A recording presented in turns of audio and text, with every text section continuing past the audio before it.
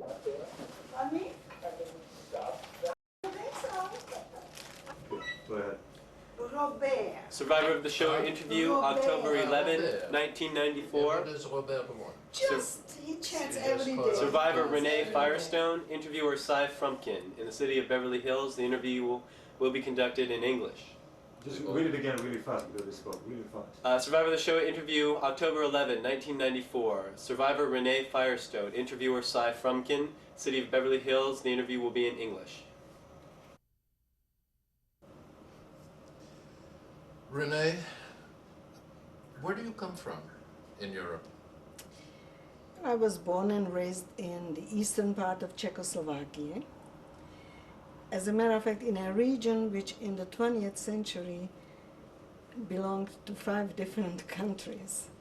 Really? At my birth, it was Czechoslovakia, and of course in 38 it became Hungary.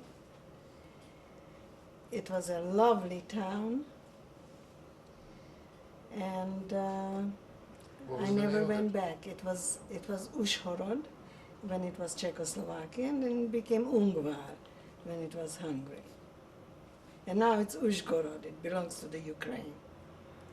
And what was your life like before the war? I come from a very loving middle-class Jewish family. My parents were not religious, but I remember my only grandfather I knew was Grandfather Rosenfeld, died at the age of 96 in an accident. And he used to go to the temple every morning and every evening. And I remember when I went to his house that he had a rack with these fancy pipes, long ones, short ones. As a child, I was always fascinated by that. And I have fantastic memories about my grandfather. He was a real character. He always at summertime wore these starched white suits like he just came out of a box. And when he saw the grandchildren, he reached in his pocket and started to crackle the paper that was in there, and we knew that there is candy. And used to ask him for the candy. My father was a businessman, and he had a textile business and a tailor shop. He was a very fine craftsman. My mother, when she was young, before she got married, she was already a businesswoman. She and 2 other sisters went to Vienna, and they had a millinery shop. And then when my mother got married, then she became a housewife. I have a brother who is 4 years older than myself. And I had a sister who was 5 years younger than myself. My brother's name is Frank, my sister's name was Clara, and my daughter Clara is named after her.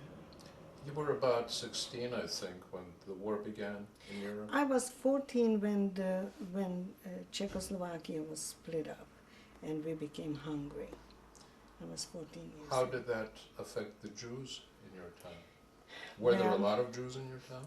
Yes, it was a small town of about 32,000 population, and maybe a third was Jewish. You said you were not religious, but you were somehow involved in some Jewish affairs. I understand you were a member of the Maccabi. Well, after the Hungarians took over. Before that, I belonged to an organization called Sokol, which was also an athletic Czech organization. And of course, when that disappeared after Hitler donated, actually, our region to Hungary, then I joined a Jewish athletic organization called the Maccabi. So you were already involved, you knew that you were Jewish. Oh, absolutely, but we kept hardly anything. There was no kosher home in my house. So you went to a general public school. Yes, yes. And even under the Hungarians there was no discrimination, there were no anti-Jewish laws? Well, At first. Of course, they began pretty early. And you know, we were sort of slowly, systematically reduced to second-class citizens. But for a while, we were still free. We were still in our homes. The family was together. And then they started to take the men into forced labor camps. And so my father was taken for a while. He was later released and came back home. And my brother was taken to forced labor camp as soon as he graduated gymnasium. And after that, he escaped later from the camp and This became a was in partisan. the early 1940s, right? Yes. Let me tell you that my brother was actually taken from his classroom, from his graduating classroom, with a few other Jewish boys. They were taken out of the school and they disappeared. I remember that my parents were devastated. The government didn't want to tell us where they were.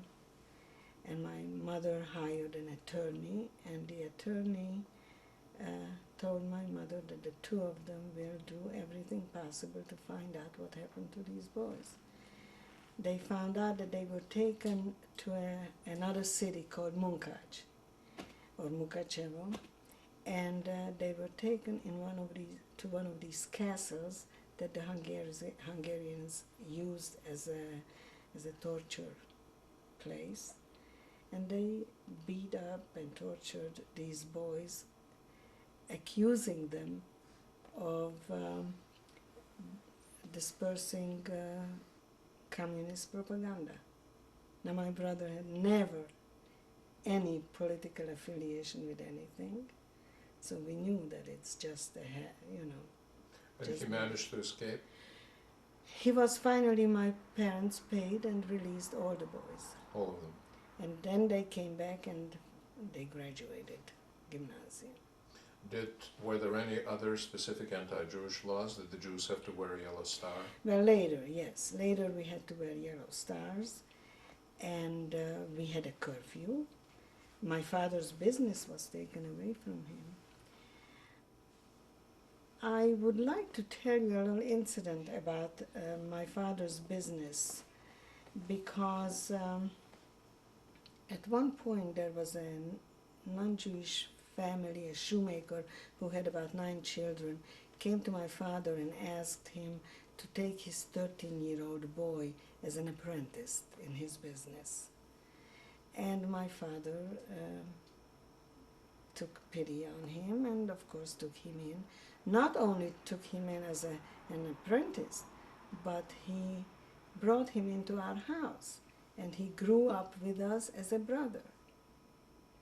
And at the end, when we were taken to the brick factory, to the ghetto, my father wrote a letter to him to send us some supplies, and the answer was that he's not going to risk his life for us. Now, this is a young man who took over my father's business. When they said that a Jew can no longer own a business, then my father said, well, this is a Gentile son of mine. I can trust him. And he gave him the business and the money. He owned everything we owned at that point, and he wouldn't help us. So these are some of the stories about our neighbors and friends and how they supported us when we were in trouble. And what happened after that? You were deported to Germany, Well, yeah, to Poland? Let me just ask you this. All this time, mass extermination was going on, mass murders of Jews in Poland and elsewhere in Eastern Europe. Were you aware of that? yes, Did you know? let me tell you that in 1940, as early as in 1940, those Jews in my hometown and in our region who couldn't prove that their ancestors were there in 17, I don't remember exactly the date, those were deported. They were just put over the Polish border. And some of them came back, and they were telling us about the murders and what's going on in Poland. So we knew that in Poland they are shooting and burying Jews in mass graves. But we had absolutely no knowledge about the Wannsee Conference or about extermination camps being built. I see. And when did the deportations begin? Deportations began in 1944, actually in April. Was it done primarily by the Hungarian police, or did the Germans take part? We were taken to the border of Poland by the Hungarians, and there the Germans took over and escorted us into Auschwitz. By train? By train, yes. So tell me how you arrived in Auschwitz and how Well- that happened. You were still, the entire family was together? Let me tell you that we were herded into cattle cars in my hometown yet. My brother was no longer with us. He was in Hungarian forced labor camp. But my parents and my sister and I were in a cattle car where there were about 120 What about your people. grandfather, whom you mentioned earlier? By the way, my grandfather died, I told you, at the age of 96 earlier, so he was spared, fortunately, of all this. So the ride to the journey to Auschwitz was horrifying. The cattle car was packed. There was hardly any breathing space and hardly any breathing air because there was a bucket which was supposed to be our sanitary facility, our bathroom, kept overflowing, and I don't have to tell you, within a few hours it just kept overflowing. The cattle cars were never opened to empty it or to get a little fresh air into the car, and so the stench and the air was unbreathable, and we could actually hear people suffocating in the cattle car. Of course, there was nothing we could do about it. We had no food or water given to us, and this journey lasted 3 days. I also remember during the night the train used to stop, and the Nazis used to bang on the walls of the cattle car telling us that if we are still hiding any valuables or any money, we should give it up or we'll be shot. And while they were talking to us, we could hear on the outside shooting and screaming, and we were convinced that they are searching and killing these people. I very vividly remember this old woman who was sitting on the edge of the cattle car, who ripped open her coat lining and reached in there and removed a little gold locket and started to cry, opened this locket, started to cry bitterly. And I, being young and still very optimistic and romantic, I was sort of fantasizing that maybe that's her wedding picture in the locket, or maybe her family, her grandchildren, whom she left behind. We were going somewhere, not knowing where, for how long. The rumors were that we're going to Germany to work, and that if the family, if there's healthy and strong, will work, the family will survive together. So this woman must have been in her 80s, hardly believed that she will ever return. And I thought to myself, how cruel that they won't let her keep this little memoir. And then she closed this locket and through the cracks of the cattle car handed it to the Nazis. Yes. How old were you at the time? I was just 19. So this was the beginning of 1944, That's right. and then you arrived in Yeah. Auschwitz. Did you know what that place was or where it was? So let me tell you, the cattle cars opened, and I, believing that we're going to Germany to work, was very eager to get a good job so that I can help out my parents and my little sister so that they don't have to work so hard. I was a strong, healthy athlete, so I knew I can work, and I was going to save them. When I jumped off that cattle car and I looked around, I knew right away that we're doomed.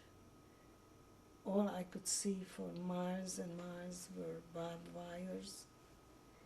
And, so many feet, there was always a tower, a wooden tower.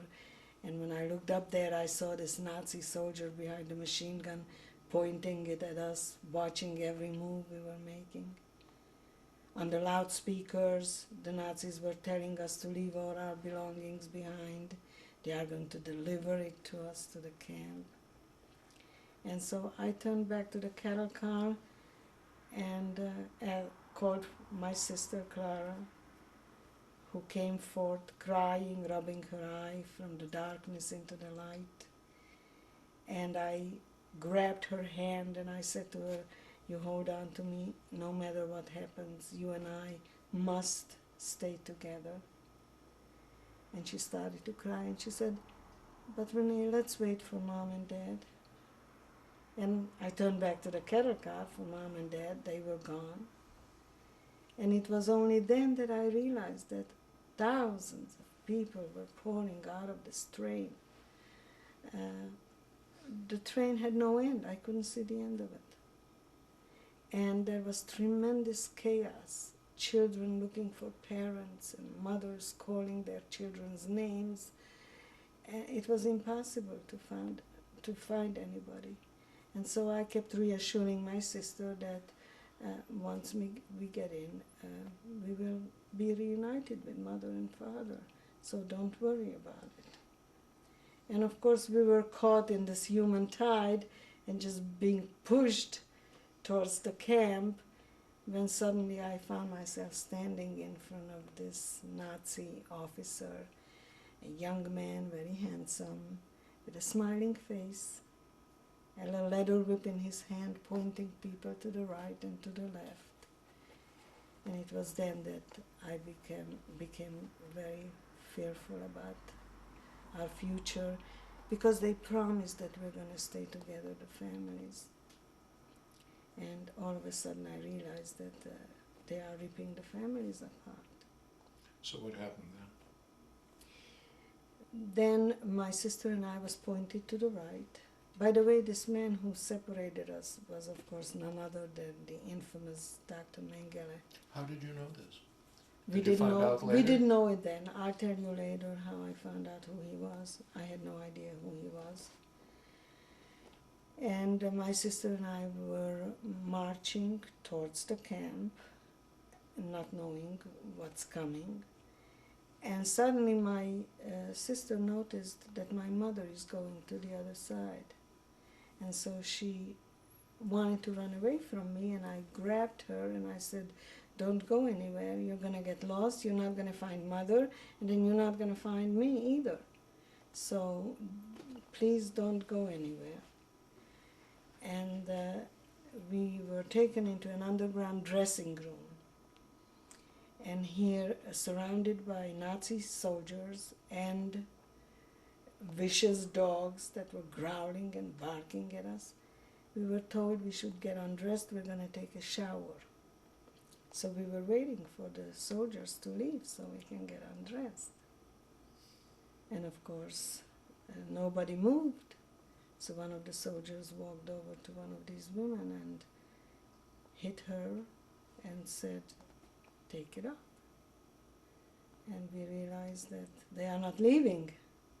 So we started to get undressed. And again, we were given orders to be very careful how we fold our belongings. Remember exactly where you're leaving your clothing, because when you come out of the shower, you will have to hurry up and dress and be assigned to your work.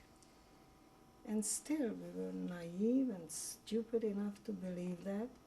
And I told my sister to make sure that she puts her stuff next to mine so we don't get separated when we come out of the shower. Needless to say that the minute we walked into the shower room, the doors were slammed behind us. Our belongings were Did they picked shave up. your heads? Later. We came out naked on the other side of the shower room and stood there wet, naked from mid-afternoon till about midnight. I remember my sister and I hugging each other for a little body warmth. We were freezing. And then at midnight, they took us into this barrack where they shaved our heads, our bodies. They sprayed us with DDT, with pesticide. And then we walked through a door where two prisoners greeted us. One gave us a recycled dress, which we put on our naked bodies. And another prisoner had a bucket of yellow paint and a brush about 4 inches wide and painted a yellow streak from the top of our shaved head down through our back. This was the identification of being a Jewish prisoner. And that's how we entered the campsite. And down your naked back or on the dress? On the dress, through the dress. I remember the dress sticking to my body. We had no underwear, no stockings, no shoes. No shoes either? No shoes at that point. And then what? Then when we got into the camp, we were introduced to this overseer who was a capo. You know, all the overseers were called capos in the camp. And she told us to line up in columns of 5. Was she Jewish or German? She was a Jewish Slovakian girl. Told us to line up, that we will be assigned to our barracks. And when we lined up for this counting, it was Zela, called Zela Bell, being lined up to be counted. My sister started to cry, and I decided to find out where our parents are and when are we going to be reunited. Were there any children that were younger than your sister? My sister was the youngest. She was And 14? yes, as a matter of fact, I don't know whether there was in that group any other child that age. Were there any old people, older than say 50 or 60? No, of course not. Of course not. There were some mothers and daughters who passed through, but those mothers were like my mother's age, 40, 42, not older than that. And I asked this couple, when are we going to be reunited with our parents? And she pointed to one of the chimneys of the crematoria, which I didn't even see until then. And it was then that I noticed these 4 brick chimneys bellowing fire and soot. And she said, "Do you see this chimney?" I said, "Yes." She says, "There go your parents. And when you'll go through the chimneys, you'll be reunited." And I turned to my fellow prisoners and I said, "What is she talking about? What does that mean?" I mean, even in my darkest nightmare, I could not have imagined the things that were going on here. But let me go back for a moment, because you asked me about Mengele. When did I find out about Mengele? When we were permitted to walk into the barrack from standing outside after the shower, one of my neighbors, a young girl, one of my neighbors, tapped me on the shoulders and pointed to this Nazi officer who was the same officer we met on the railroad station. And she said to me, "He's asking for you." And I looked over there, and this officer was waving to me. Now, you must understand, we were totally naked. I still had my hair, my blonde hair. And I turned away, pretending that I didn't notice, didn't see. And this friend again said to me, "You better go over there." I will never forget. You know, I come from a family where my father, I don't think, ever saw me in my slip, not naked. And here I'm standing, how am I going to go over there? So I crossed my arms, I didn't know where to hide myself.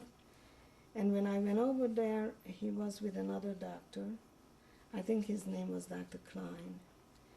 And they took me sort of away from the group and took me to a light which was in the ceiling, and he took his leather whip and put it under my chin and lifted my head with the whip, and I heard them talking to each other, and then he turned to me and he said, "Why are you here?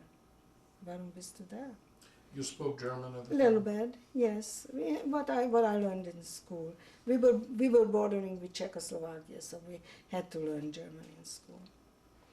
And so I told him, because I'm a Jude. And he looked at me, and then he asked me about my mother and my father, what religion were they? And I kept saying, Jewish, Jude. How about your grandparents? He said, and went through all 4 grandparents. And I kept insisting that they all were Jewish. And he got very angry with me, and he looked at Dr. Klein, and he said to him, I remember, "Das ist unmöglich." That is impossible. And at that point I turned back and I saw my sister being already shaved. So I was afraid that she's going to pass through and I'm going to lose her. So I just turned around and walked away. And one of these couples came after me and hit me on my back. I thought my back is going to break. And said to me, "Szak Rev" in Polish. And then in Yiddish, she kept saying to the girls that I'm lucky that I wasn't shot. That anybody that walks away from Mengele like that is usually shot. So that was my first lucky day, I guess, to survive. Did you finally get a chance to go to sleep? You must have been up for a couple of days by then. Oh, for a long time we didn't sleep. Let me also tell you that first night when we got into the barracks and we were put up into these 3-level bunks. I was on the top of one of the bunks. There were 12 of us, 6 facing one direction, 6 facing the other direction. And we tried to rest at least. We were exhausted, we were frightened, we didn't know what next day will bring. And one of the Polish girls in the barrack started to sing Yiddish. Now, I didn't understand the language. I didn't speak Yiddish. But just from the sound of this song, I knew what she was singing. It was my first touch with my Jewishness. I just somehow knew what she was saying. And she was singing the song, My Yiddish Mama. And I remember we all cried through the whole night.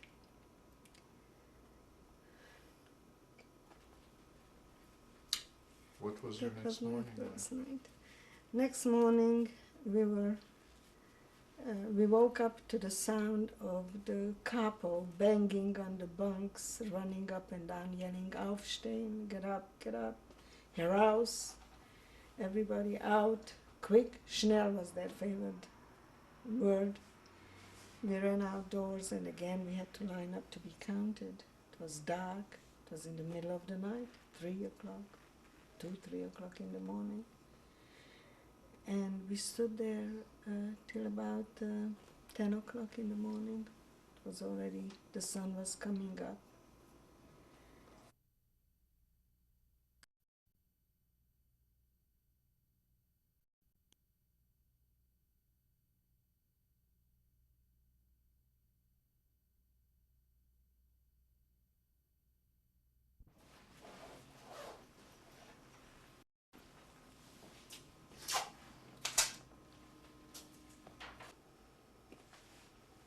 Renee, you were telling us about your first morning after arriving in Auschwitz.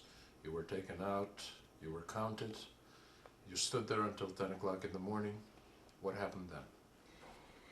Well, of course we had no idea what comes. We thought maybe they will let us go back to the barracks and maybe we can lie down.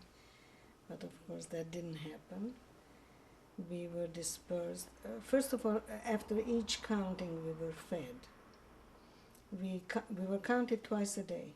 We lined up in the morning and then lined up around 3 o'clock in the afternoon. And if they found everybody, if everybody was accounted for, then we were fed. But the first time we lined up, I remember they brought out 3 blankets and laid it out in front of our lineup. And I was looking at those blankets, I didn't know what they meant, and I could see the blankets moving. So after we were dispersed, after we were permitted to move around, I asked, what were those blankets they brought out and then they took them again away? So they told me that there were some people who came in with diabetes and they took their insulin away from them and they were dying right in front of us, but they had to be accounted for. So they dragged them out in the blankets and put them down in the lineup. And then in the morning they brought these 2 big barrels of so-called food. They called it ersatz. It was some kind of a liquid that looked like coffee or tea, tasted more like dishwater, but it was hot. And we stood out there freezing half of the night. And then I realized that not everybody's gonna get some of that. That the first prisoner was handed a bowl and she went to the barrel and she got some of this liquid. Then she came back and was going to share it with the 5 of us. Well, in the beginning we shared, but later on as time went on and we were starving, whoever was up front had some of the liquid. By the time the bowl reached the 4th and the 5th prisoner, there was nothing. And so from then on it became a fight every time we did the lineup. Who's gonna stand up front and who's gonna be in the back. And then later we found out that without any warning, Dr. Mengele arrived after lineup and was selecting for the gas chambers. So every morning and every afternoon you had to figure out where you want to stand. You want to fight your way to the front of the lineup because you're so hungry that you may not make it to the afternoon lineup. Or you will manage to survive till the afternoon, then you really want to be in the back and hide from Mengele. Didn't they hand out bread on a In the daily afternoon. In the afternoon lineup, they brought back these barrels with the similar liquid. They called it soup. And we received a slice of bread. And I remember on Sundays, they gave us a slice of, either a slice of horse meat salami, or they gave us a little bit of margarine. You had to put your hands out like this. They slapped the margarine there, or occasionally they gave us a spoonful of a marmalade, which later we found out was made of sugar beets, something black like molasses. And I will never forget the first day when they gave us this molasses and they slapped it into our hand. My little sister Clara went like this, threw it away, and then she wiped her hand and shivered. She never touched it, never touched her soup. She couldn't drink out of that bowl that 4 people already handled. And so she was starving. The only thing she ate was the slice of bread that we received. What about soap? What about keeping yourself clean? Laundry? Nothing. Probably that was the worst. And of course later on, because of that, we were filled with lice. But water was, we had no access to water only when we went to a barrack called the latrine barrack, where we could not go individually, we were taken collectively. Usually the couple and some Nazi soldiers, again with the dogs, taking us into the latrine barracks, where we had to choose whether we want to fight our way to the water. There was water spouts in that place, or you have to fight your way to the bathroom. And the reason was that this wasn't happening every day. Sometimes 2-3 days you didn't go to the bathroom. So when you got into this latrine barrack, you had to decide what you want. You want to rinse your dress out, or you want to wash your face, or you want to have a drink of water, or you want to go to the bathroom. And the Nazi soldiers standing around laughing at us, making fun of the women sitting on the bathrooms or standing naked, washing themselves. I only know that this humiliation remained with me forever. I am embarrassed when I see somebody being embarrassed. I feel for them. This is the kind of humiliation that destroys your humanness. It is, you just feel totally naked, totally vulnerable. You knew every time you went in there, you knew that they have the power to do anything they want to do with you. How did some of the people handle the fact of not being able to go to the bathroom except once every 2-3 days? After all, people usually have to go more often than that. Well, you Was know, it done inside the barracks? Wasn't there punishment for that? if they found you, not inside the barrack, but maybe somebody did it behind the barrack or Or you something. could walk out of the barracks? If we were outside all day. I see. We were outside all day. We were permitted to go into the barrack only in after the afternoon selappel to be settling down for the night. But we were in the dust, in the dirt, in the snow, in the rain. We were all the time outdoors. But you didn't go to work? No. Auschwitz-Birkenau really was not a labor camp or a work camp. It was strictly an extermination camp. And we knew that that's what we are there for, and we accepted it.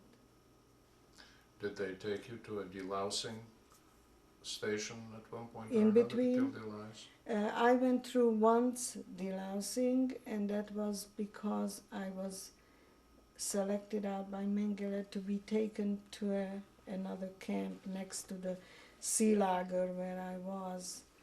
The B lager was emptied the week before. I'd like to tell you about that because the B lager at that time was occupied by midgets, non-Jewish midgets, where they brought in the whole families, the parents, the children, the grandparents, and we were so jealous that they were permitted to stay with their parents, and we were separated, not knowing where our families were. And one night, as we were walking into our barrack to settle down, we were told that no matter what we hear, we may not come out or look out. And that night, in the middle of the night, we could hear screaming and shooting, and we could understand that there is an action going on in the camp next to us. And next morning, when we woke up, we found all these midgets piled up like logs in front of their barracks.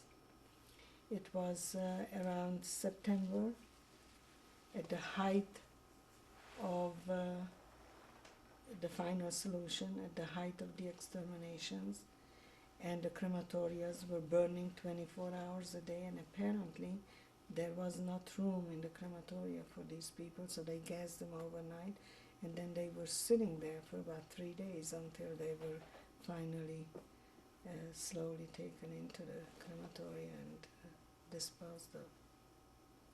And so a week later, I was selected from my camp going into the other camp. It was then that I was separated from my sister Clara. And when Mengele pointed me to go to the other side, I tried to run back to my sister because I knew she was weak, she was very skinny. I knew she will not take a chance. So I ran back to her, and Mengele caught me and handed me to the Kappa.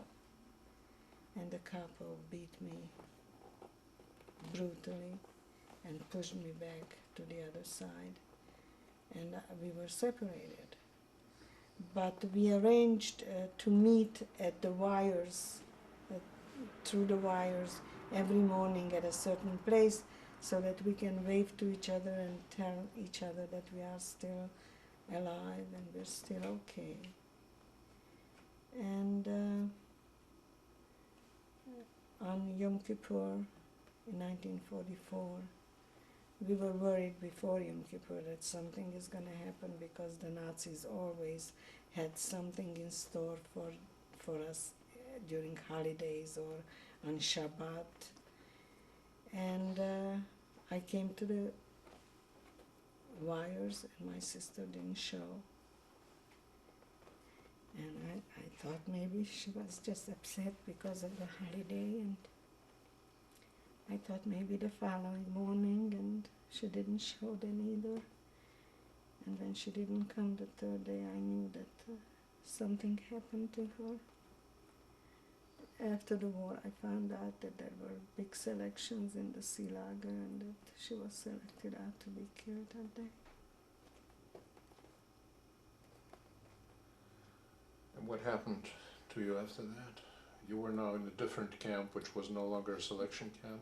Yeah, still, it was no different.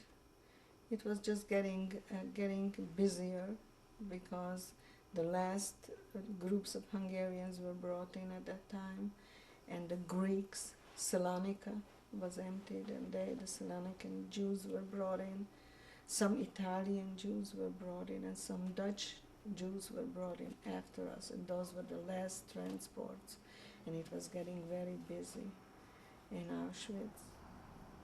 So then a few months later we heard that they are going to evacuate. Let me just tell you that in September, before my sister died yet, there were Americans flying overhead. We saw these little silver dots glittering in the sunshine, and everybody yelled, "The Americans, the Americans," and the sirens were going, and the Germans went into the bunkers, and we stayed outdoors, and we were hoping that they are going to just bomb the whole place to pieces, including us. We didn't care. But they didn't. They flew over Auschwitz-Birkenau, and then we heard bombing. There was about 8 kilometers from us, a factory, IG Farben Auschwitz, and I presume that's what they were bombing. It was an artificial rubber factory. Yeah. There was a docent at the Wiesenthal Center who was one of the pilots, Yeah. and they were under express orders not to bomb Auschwitz. I know. And even if they didn't bomb Auschwitz, if they would have just bombed the railroad before it reached Auschwitz, thousands and thousands of Jews and others could have been saved. You know, probably my biggest shock was really after the war, when I found out that so many non-Jews were also murdered in Auschwitz. Did you know how the war was going at that point? No, we didn't, but we knew that the Americans were in the war because of the planes. And I don't know how those who told us that those were American planes, how they knew. But there was an underground in Auschwitz. And so apparently... Did you have any contact with non-Jewish prisoners? I had contacts later with one Polish political prisoner who was a doctor in our camp in Libau. I think it was in 1944 that one of the crematoria was blown up by the underground in Auschwitz. Were you there when it happened? Yeah, that was just before they took us away. Yes. What happened? Were there any repercussions to you? Not to me. The underground, of course, one of the women who smuggled in the dynamite was hung with a few other people. As a matter of fact, you know Freddie Diamond? Yeah. His brother was hung, and he watched it. So, but to us it was, we just knew that there was an explosion, and we knew that the crematoria was bombed. And then they decided to evacuate you? Yes, then Did you know that this was because the Russians were coming closer? we or- were hoping. We really didn't have exact knowledge of it, but we realized that something must be going on during the war, in the political war, and so they told us that they are going to liquidate the camp, and I was sent on a death march. Were you evacuated again by train? Was it just as bad as the first train? Let me tell you, that was the time when we were deloused again. We were taken back into the showers. The truth is that we did not know that there is a difference between the showers and the gas chambers. And every time they took us in there, we didn't know what's going to happen to us. And so we feared that we are going to be finished. It was pouring rain that day, icy water. And so they took us, and we took this shower, and then they hauled us outside naked. And we stood there from morning up till about 4 o'clock in the afternoon in that icy rain. And that's when the second miracle happened. The night before, I was burning up with fever. I used to have tonsillitis very often as a child, and that night I became very ill. And there was a mother and a daughter by the name of Farkas. They were from Hungary. I didn't know what happened to them after that. And Mrs. Farkas, the mother, in the morning saw that I can't stand on my feet. So she stole somewhere a blanket, I don't know where and how, and she wrapped me in this blanket and she dragged me out for Célapel, which she had not done it. I would have been finished that morning.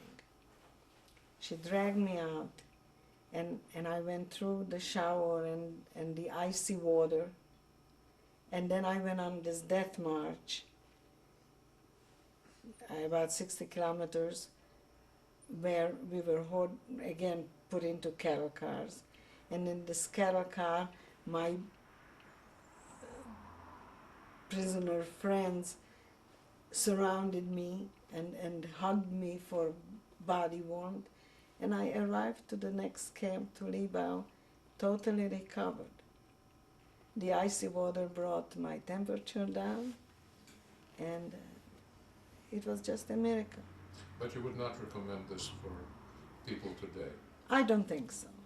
I don't think that's the way to cure sore throat.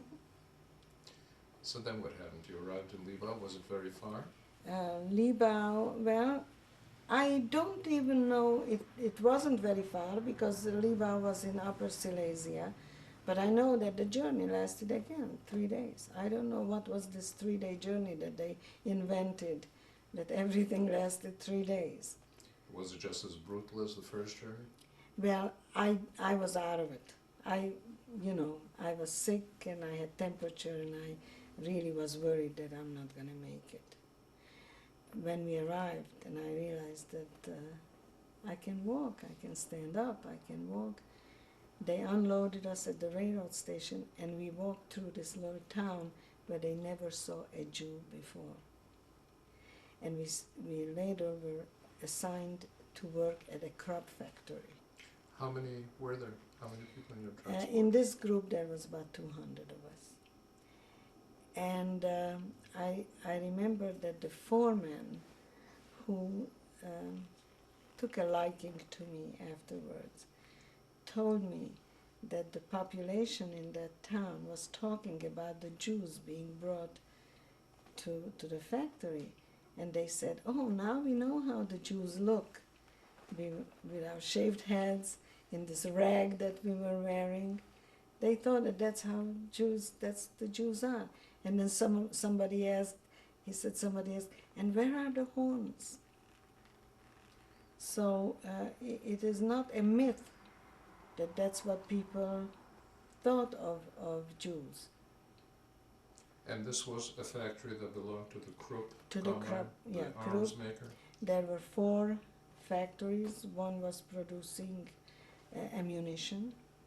One was producing boxes for the ammunition. We did Schneekette, snow chains for tanks. And Were you I- working together with civilian laborers or slave laborers? Or with slave just Ukrainian slave laborers. And there was next door to us a French political prison, male prison, and those French boys were also working in our factories. So you did have contact with people who were not in the camp? with Right, you. and the French prisoners somehow knew what was going on. I wouldn't be surprised if they had a radio or something and listening to BBC, knowing what was going on in the war. So we had some news that the war is going bad for Hitler. This was the end of 44, beginning of 45. That's right. That's right. Did they do anything nice for you for Christmas? New Year's? No, I don't remember doing anything nice for us for Christmas, but I remember in the height of the winter they caught some Dutch girls hiding in the factory, not working. And we had a commando Führerin who was, I don't know, 5'2". She was a very short, hideous woman who was mean and A prisoner or a no, German? German, an SS. And she tied these 3 women outside, and she poured water on them and let them freeze outside. So nobody sabotaged after that, at least not visibly. Well, what happened then? Here you are at the beginning of 45. This is after the Normandy invasion. The Allies are rolling across Europe. The Soviets are advancing into Germany. What was happening? Well, in the last days before liberation, during the night we heard bombing, and we went outdoors, and we saw the Stalin candles. These were flares which the Russians dropped in midair with a parachute, and they were just hanging there in the air, lighting the whole area. And we heard the bombing. And again, we were hoping that they will bomb our factories, because we did not know that that's the end, really. We just knew that the Russians are close and that they are bombing around us. And this was going on for a few nights. And then the last night, there were very heavy bombing around us. And next morning, we were not called for Zählappell to be counted. And we were afraid to walk out because we thought that maybe the Nazis are waiting for us with machine guns. We were convinced that they will not let us go, that in the last moment they will just wipe us out. And so we stayed indoors until later in the afternoon somebody said, well, I'm going out. I'm going to see what's going on. And we watched through the window as she walked into the middle of the Platz, Zählappell Platz, and she raised her both hands and she said, we're free. Apparently the French prisoners next door took a stovepipe and tied a white shirt on it and were marching around their prison camp screaming so we can hear it, Nazi kaputt, Nazi kaputt. And so we ran outdoors and we realized that the Nazis were gone. They escaped during the night. But we still didn't know what really was happening, so we were worried that they may come back, if you know how war is going back and forth. Later in the afternoon, a Cossack, on a horseback, a Russian officer rode in. He looked at us and yelled, "Вы еврей?" You're Jewish? And we didn't know whether we should say yes or no. We didn't know whether it's dangerous or not. Then finally one girl said, "Da, вы еврей." This officer jumped off the horse and came over and started to cry and hugged us and kissed us and kept yelling, "Я тоже еврей." I'm also a Jew. Yes. And then he kept saying something, "This is what they did to my people." And stayed with us in the afternoon. He left for a little while, brought in a horse which the French soldiers shot in front of us and made a goulash out of it. They emptied the kitchen pantry and got us potatoes, and that was the first meal with meat and potatoes that we had. And then he posted a guard in front of our camp, and he told us not to leave.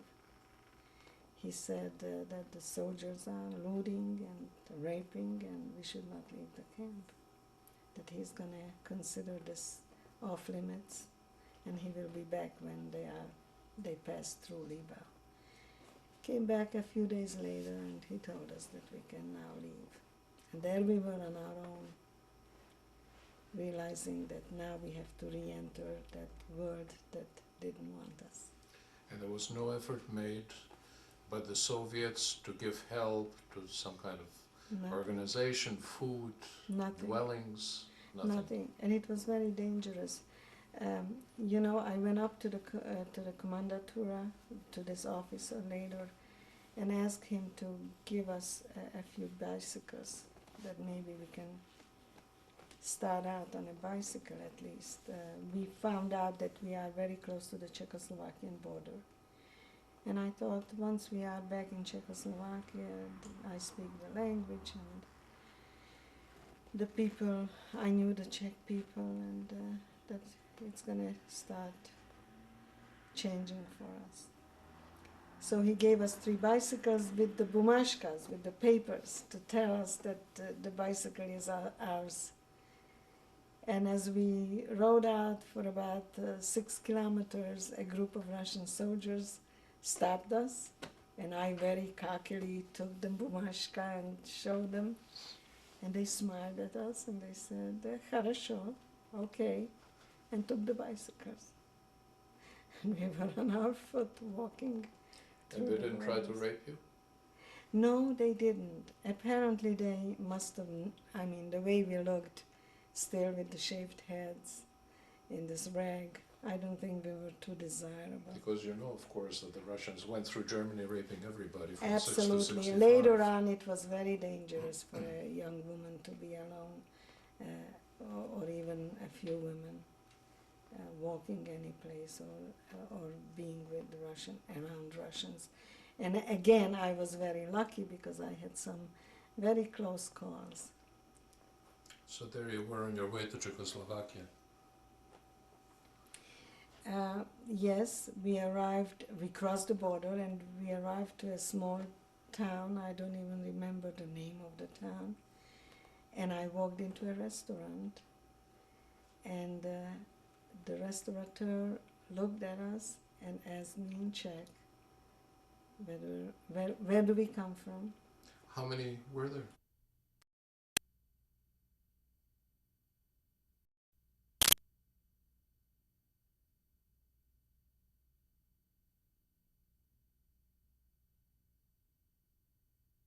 That's fine.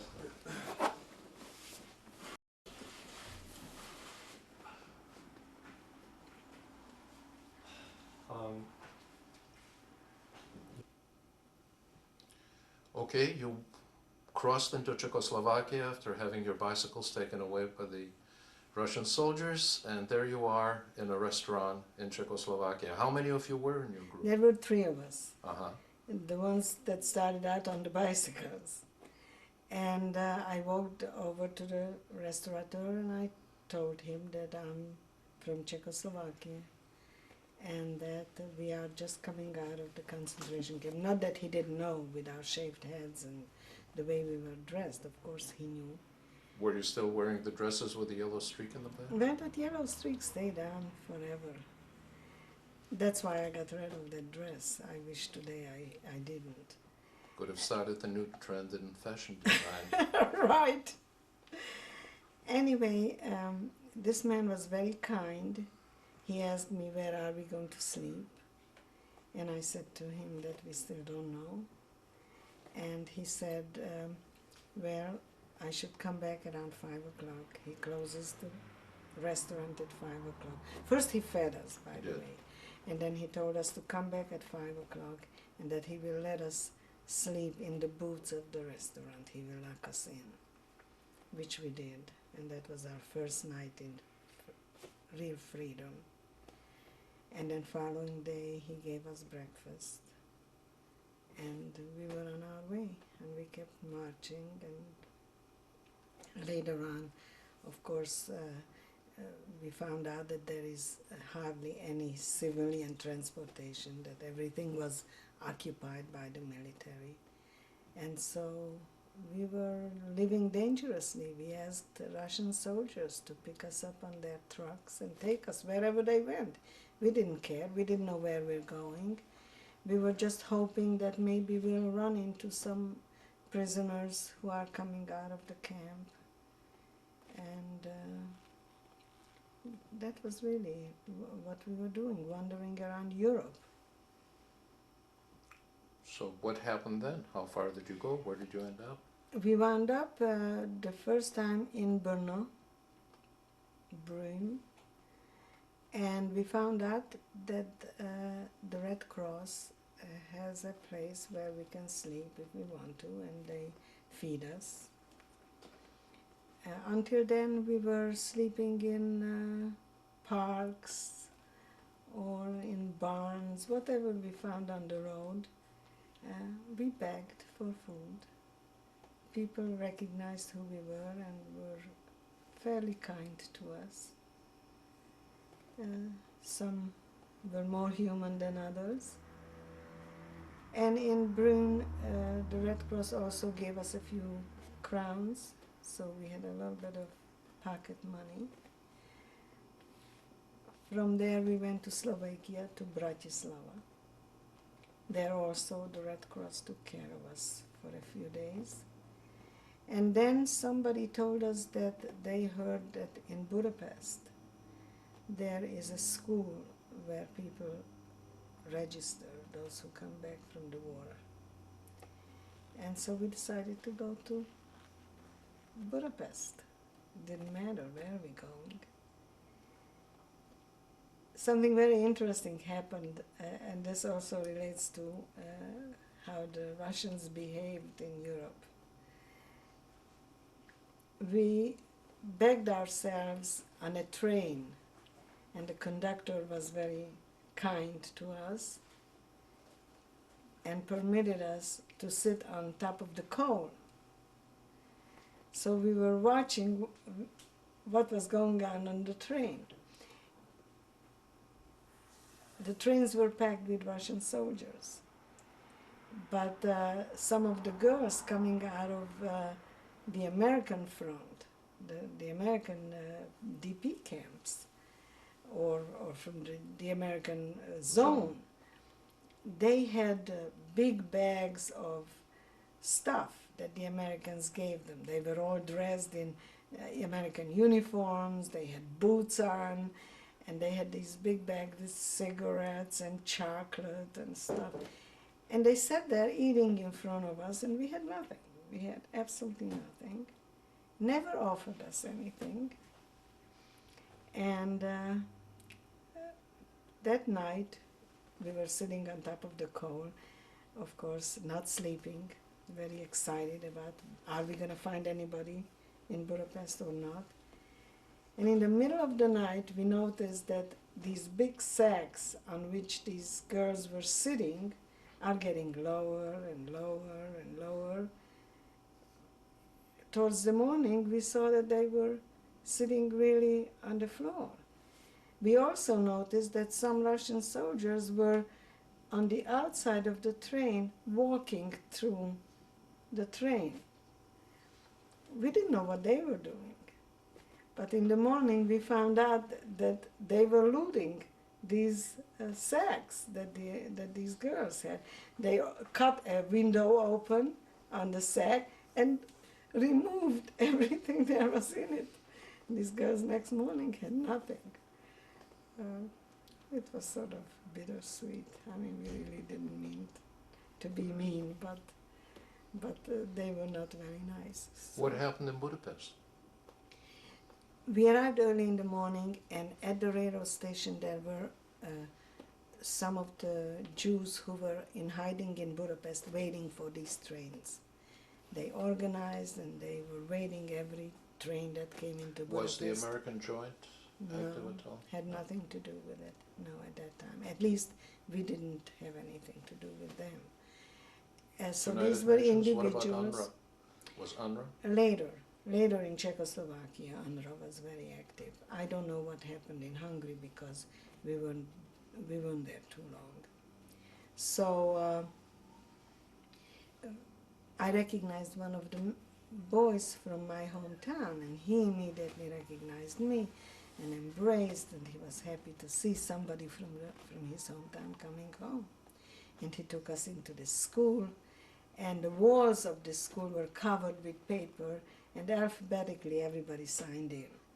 So I went through the names, hoping to find somebody from the family, at least a relative, an uncle, an aunt, a cousin. Nothing. Found absolutely nothing. Was getting late. It was late in the afternoon.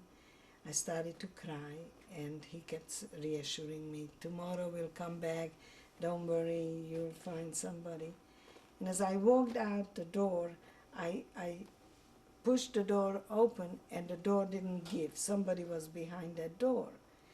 And so I stepped back to let the person come in, and my brother was standing there. I found out that he escaped from the labor camp and became a partisan, a freedom fighter. In Czechoslovakia or in Hungary? In Slovakia, in the Tatry Mountains. He was with a ski troop, and there were some Jews hiding in those mountains, so they were supplying them. And we started to talk. Probably the most interesting story that I found actually appalling was that he told me that when he was with the Slovakian partisans, that the Slovak partisans were so anti-Semitic that the Jewish boys were afraid to reveal that they were Jewish. So when I asked my brother how many Jews were in your unit, he said, we don't know. It was an unspoken word. We knew of each other, those who were Jewish, but it was never revealed because he said that we would have been shot in the back. So that was pretty upsetting after all that even those who hated the Germans hated us even more. And then we went to a town called Košice, where my brother's girlfriend was. And the two of them stayed in Košice while I went back to Užhorod, to my hometown. Was your brother's girlfriend one he had acquired during the war, or was that from before? And where was she during the war? She was hiding in Budapest with Gentile papers. And of course, until my brother was in labor camp, they had contact, but after that, they didn't. She also became very ill during hiding time. And as a matter of fact, if I recall, the first time when I went back home, she came with me. And I remember the Russian commando was in our home, And I walked in and I told them that I'm the Chazarka and that I owned the home. And they said, oh, that's all right, pick a room. They would let me stay in a room if I want to stay. And then I realized that that's not the way I want to live, and I'm not going to be there. And also our housekeeper, our old housekeeper, lived upstairs in a little apartment, and she pretended that she was delighted that we came back. Of course, I'm sure she was worried that I'm going to ask back for the things that she probably took from our home, which I had no intentions doing. I didn't want anything from there. And she asked me what should she make for us to eat. And I said to her, take 2 dozen eggs and make dumplings out of them. And then take 2 more dozen eggs and beat it like scrambled eggs over it. And my sister-in-law, and now she's my sister-in-law, my brother's girlfriend, the 2 of us sat down and ate the dumplings with the scrambled eggs, which was a big pot. And then we went back. And you only took a few mementos from the house. I took a little package where I found, as I said before, my father's gold watch and my brother's bar mitzvah watch and my gold bracelet that my father bought me for my 18th birthday. Then we went back and we found out accidentally that my father, somebody saw my father in Theresienstadt in a hospital. So we decided to go back to Prague and go to Terezin.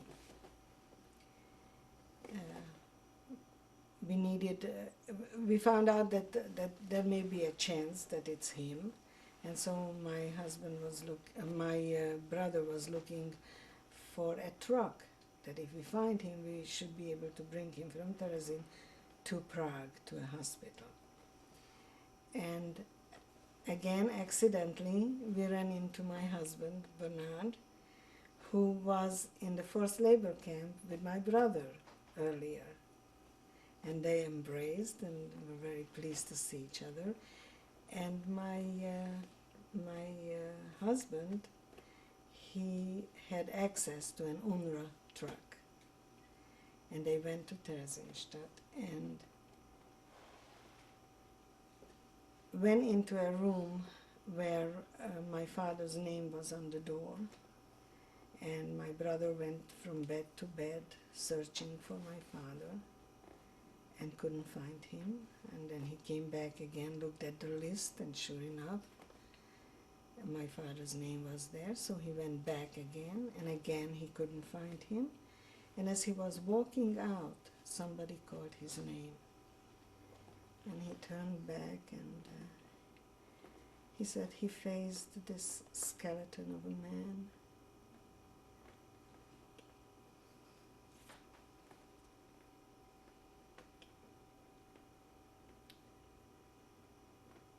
Who was dying of tuberculosis. They brought them to Prague. We took them to a very famous tubercular sanatorium called Krch. And a few months later, my father died.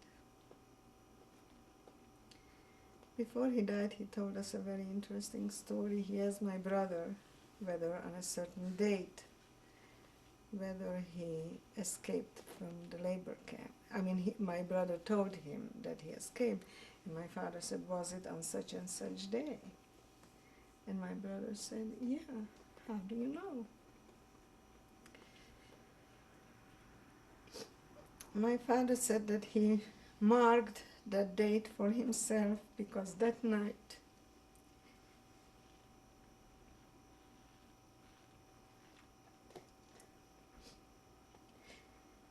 he dreamed that he was in the woods and this black horse was running.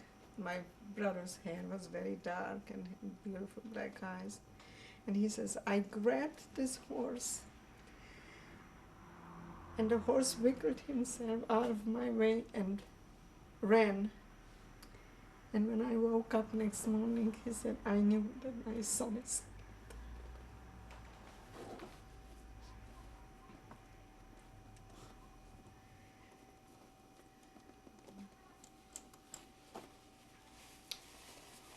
I'm sorry.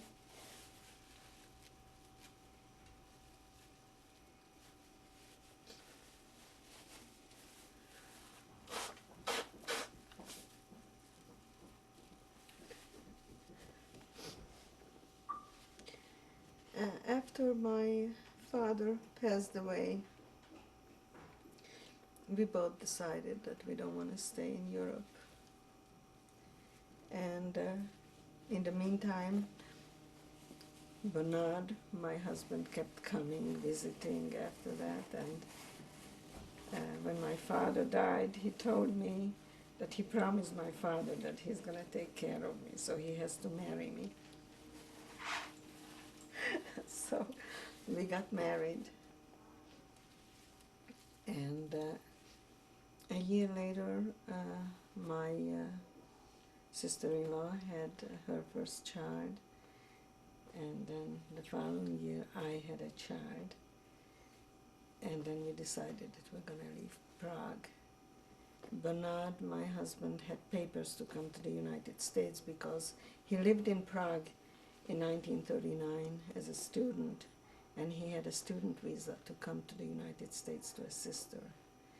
And he was caught in Holland by the Nazis, by the Gestapo, and was brought back and went through the whole concentration camp experience. And so the American government acknowledged his papers, and so we were put on the quota, but my brother couldn't. So my brother went to France, and in France the Haganah got hold of him, and they went to Palestine, which is now the state of Israel.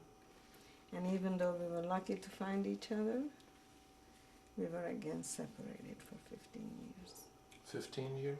Yeah.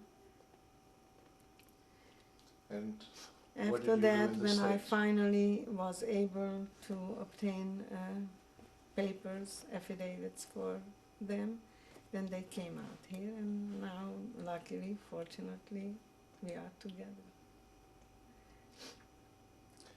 Where did you go in the States? In America, where did you go? I arrived to Allentown, Pennsylvania. It's very interesting. I want you to know that I'm going next week to Prague, to my father's graveside, where I'm going to meet my brother, who is going to be coming back from Israel, where he's visiting now. And I'm going to go from Prague to Israel. So we will meet in the middle. And this is the first time that we're going to be back together and visit my father's graveside, on which, by the way, before we left, we engraved my mother's and my sister's name, since they didn't have a grave. And I came to Allentown, Pennsylvania on the 31st of October, 1948. And it will be on 31st of October that I'm going to be returning this time from Israel. And it was not planned. I just, when I saw it on paper, I realized. And I remember my brother-in-law waited for us at the airport. And I came with my daughter, who was then 11 months old. My husband stayed back. He got his visa a little bit later, and he wanted to go to England, where he was a young brother in an orphanage.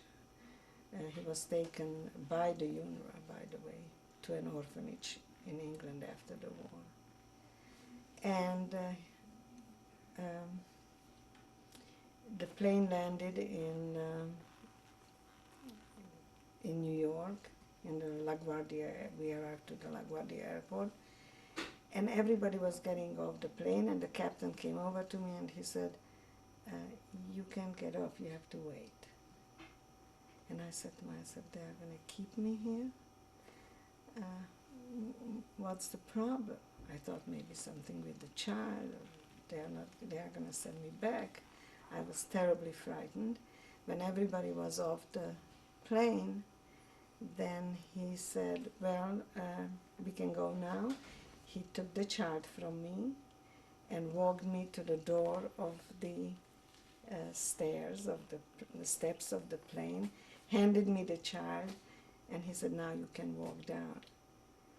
And downstairs, some cameras were taking my picture, and that's the picture I have on the mantle. I will show you later. When I arrived, my brother-in-law apparently arranged it. Some newspapers were there. I was one of the first refugees coming to Pennsylvania, to Allentown.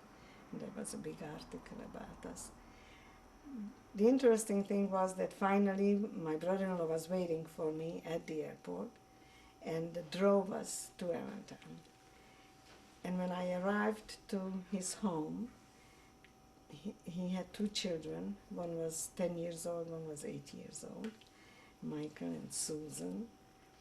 And they were dressed in costumes.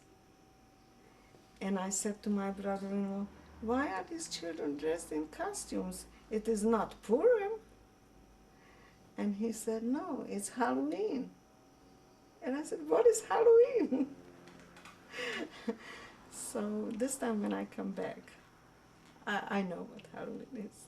Did you speak English when you arrived? I spoke a little bit English, and my sister-in-law had a room arranged for us, with a crib for the baby. She was, by the way, my sister-in-law, my husband's half-sister, who arranged for us to come to this country, was not just a sister-in-law or a sister. She, if I had my mother there waiting for me, she couldn't have been better, kinder to me, my sister Fanny.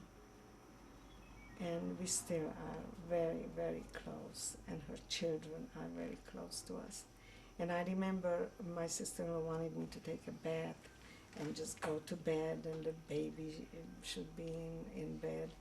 And the two little children peeked through the door, and I waved to them to come in, and they didn't. And then I said, come on in.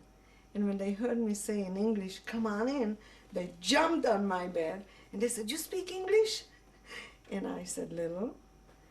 And then they asked me, who did you vote for? I said, what is vote? It was, I think, a day after or before that President Truman was voted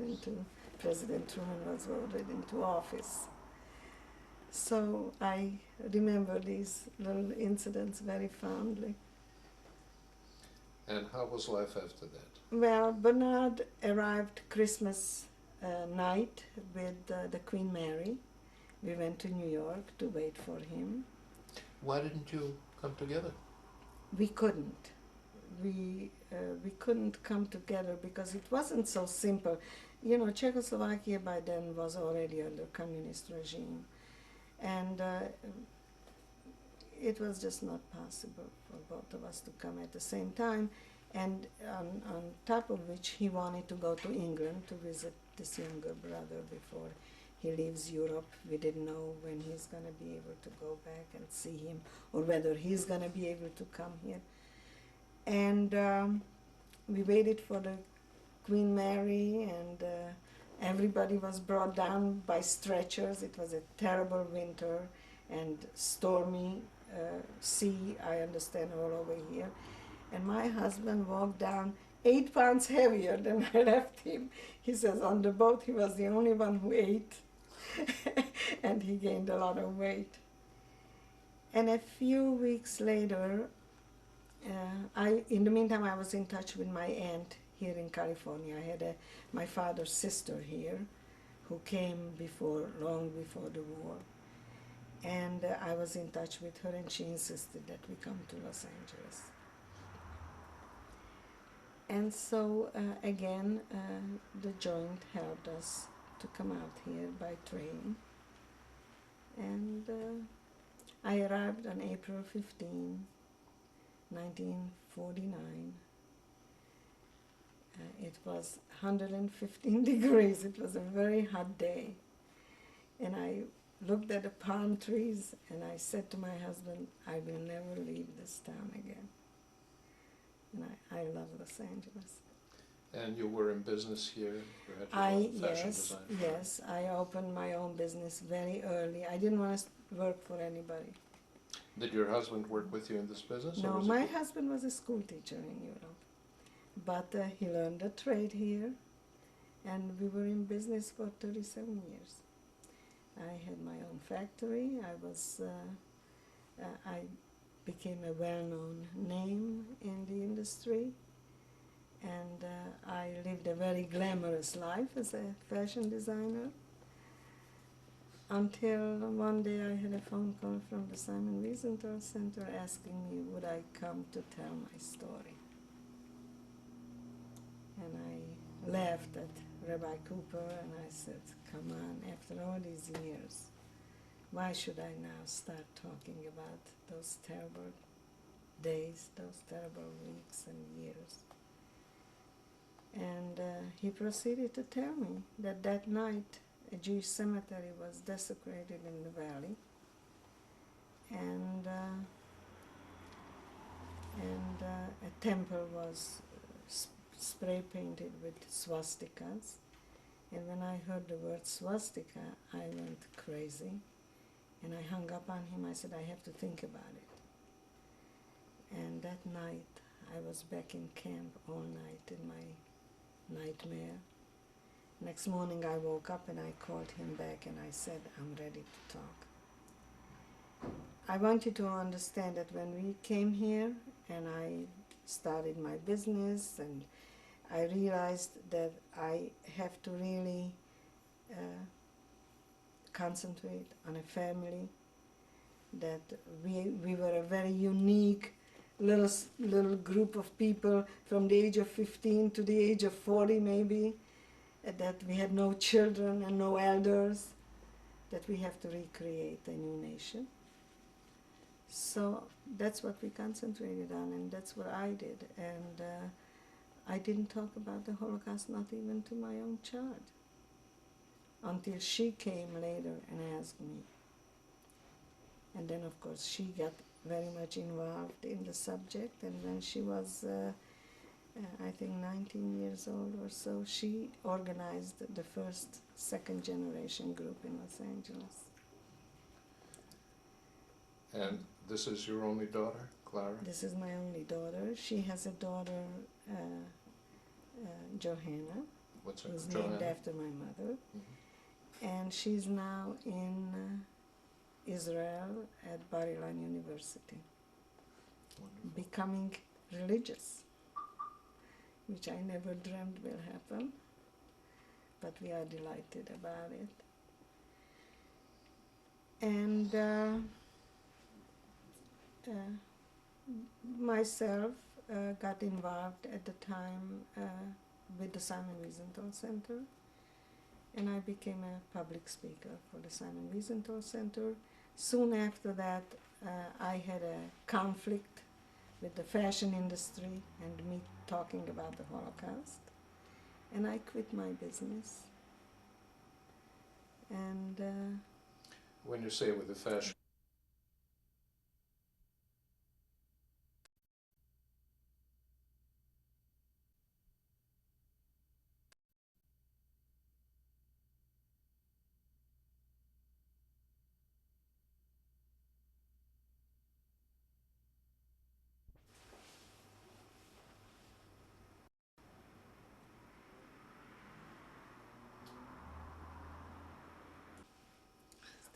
you mentioned that you were successful in the fashion industry when you became active in the Simon Wiesenthal Center and became a public speaker on the Holocaust, and then you said that you broke away from the fashion industry and quit your business because they were not happy about your speaking on the Holocaust. I wonder if you could explain that. I had a conflict with it.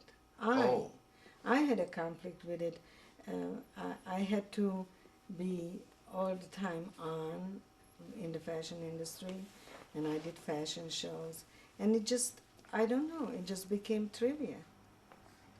And I had a hard time putting myself into from one mood to the other. And so I sold my business. For a while I was teaching a fashion class at UCLA, and then when Rabbi Cooper asked me to come to the Simon Wiesenthal Center, he and I were the outreach program. And I realized that it's quite important that we should tell our children about the Holocaust. It was then when we first began to hear about revisionists, and then later neo-Nazis and Aryan nations and all these anti-Holocaust groups. These groups that deny, not only say that the Jews are lying, but that the Holocaust, of course, never happened.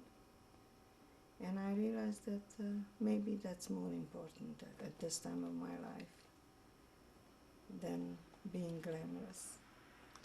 Well, I know that you have touched and changed literally thousands, maybe tens of thousands of lives. You are going to so many schools every school year. And this, of course, this interview is being done for the archives for the future generations. Is there any message, anything you would like to say to those who might be watching these tapes 20, 30, 50 years from now? When I speak to children, first of all, I tell them that I learned one very important lesson from the Holocaust, and that was that I would never judge people collectively.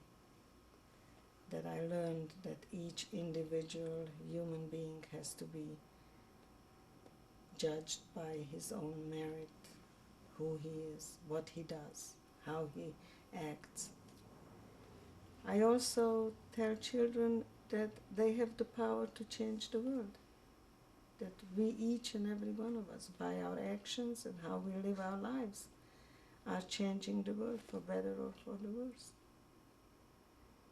And I hope that my children will follow up, will not forget where they come from.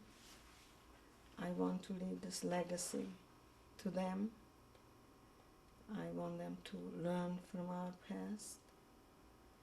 And I hope that it will never happen again. We are leaving behind a 20th century, which was probably the most violent, most brutal centuries in the history of mankind. And I pray and hope that the 21st century will be better, not for my sake. I certainly I will not be here anymore, but for my children's, grandchildren's sake, and for humanity in general. I hope that the world will come to their senses, and that there won't be another Bosnia or another Africa or any of the genocides that occurred in my lifetime. Your story is certainly a testament to the brutality that human beings are capable of. And you mentioned some of the individual cases where friends or supposed friends betrayed you or didn't help you, and the help you didn't get in so many instances. Yet at the same time, you mentioned that your sister-in-law was hidden by Gentiles and saved that way in Budapest. She was not hidden by Gentiles. Oh. She was hiding with Gentile papers. She was in hiding on her own. She went through terrible times. Both, I have another sister-in-law who also was hiding in Budapest. And they were terrified every moment when they are going to be captured, because there were stopping people on the street with identifications, and if they didn't believe that your papers were authentic, you were finished in Budapest. And, s- and men had it even worse because if they felt that a man is not that his papers are fake, they just made them take off their pants. The Jewish men who were circumcised, and they immediately took them. In Europe, most men are not circumcised if they're Christians, correct? That's right. They weren't. I don't know today, but at that time they weren't. Well, I sometimes tell the groups that I speak before that I have never met a single survivor who doesn't know at least one, maybe several people who were saved by Gentiles. Would that hold true for you? Well, I happen to be fortunate enough to meet here in Los Angeles a man by the name of John Widener. I don't know whether you knew him. He was a Dutchman who organized an escape route from Holland through France into Spain and into Switzerland. He and his sister, as a matter of fact. And his sister was captured by the Gestapo and died in a concentration camp. And John escaped. And then he was captured again and escaped. And he tells a very interesting story. And I tell it to the children. He said that his father was a Dutch minister who he used to listen to on Sundays. And that his father used to end his sermon by saying, if you save a life, it is as if you saved the whole nation. And he says, I didn't know what my father meant. And then he told a little story, which says that a little boy was praying to God to please look at this world and save the people because they are killing each other, they are hating each other. And the little boy said, please God, send someone to help us. And God answered, I did, I send you. He says, when I first heard what was happening to the Jewish people, he says, I immediately understood what I had to do. And he says, then it was no doubt in my mind that I must help. And it was that simple. I also met a woman by the name of Irene Updike from Poland, who hid, I think, 13 Jews in the Nazi headquarters, where she was a maid. I mean, there are amazing stories. The unfortunate thing is that there were very few of those. The Schindlers, the Raoul Wallenbergs, unfortunately very few. And I often wonder, and I heard Rabbi Heyer one day saying this, and I thought about it, that when they called the Wannsee Conference to arrange for this final solution, if there would have been some Schindlers or some Raoul Wallenbergs among those Nazis, how would have been the Holocaust recorded? What would have been the difference? I think you have some pictures that we Yes, could look at. I certainly I think do. that this is the right time to do so. Good. So why don't we do that?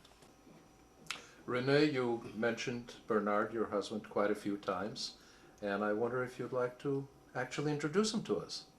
Well, this is the young man I married. His name is Bernard Firestone, as you know. And we've been married, I think, 48 or 49 years. Fighting, loving. We took the whole gamut, did the whole gamut. Would you like to add anything to that, Bernard? Yes, mainly fighting.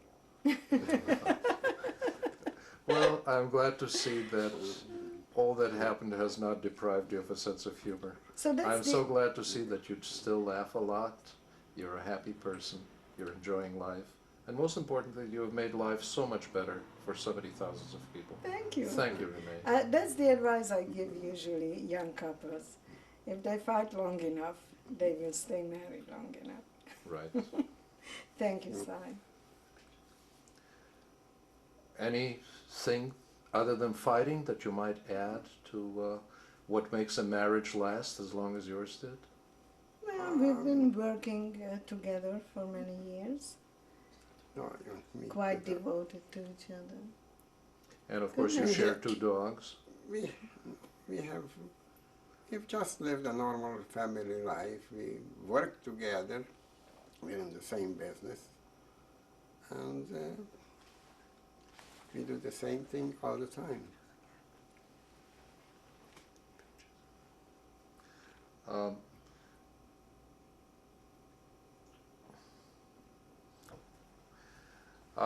and also we have spoken quite a great deal about the family you have lost, the people you have known, and some of the pictures And the that you family have we have preserved. now. And the Our family, our of child, family our you have daughter, now. and our granddaughter. Absolutely.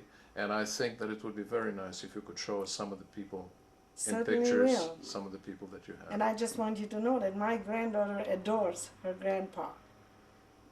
Well, is that so unusual? That's not Well, I really- don't know. It's not unusual. Well, I can but tell you just it isn't. think- My granddaughter adores her grandpa. I hope so. So there you are. Thank you. Now very let us much. see some of those pictures. Absolutely. And this picture is, on this picture is my father, Maurice Weinfeld. The picture was taken, I think, in 1918 or 1919. He was in the Austro-Hungarian army. And I am not sure, but I think it was taken in Ungvar, which was Uzhhorod during Czechoslovakia. And this picture was taken in Uzhhorod, Czechoslovakia, I think around 1932. On the picture is my mother in the middle, Johanna Weinfeld, maiden name Rosenfeld. On the right side is my father, Maurice Weinfeld. And I am on the left side, Renee Firestone now. This picture is really a treasure for me. I recovered it just recently. It's a picture of me at the age of maybe 12. I used to dance on all kinds of social dinners and charity events. So it's hard for me to believe that that's me. It was done in Uzhhorod, Czechoslovakia, just before the Hungarians took over the region. Probably around the same year, 32, 34 maybe. This picture was taken about the same time, 1932, 34, between that time of my little sister Clara Weinfeld in Uzhhorod, Czechoslovakia, probably performing the same time I was performing.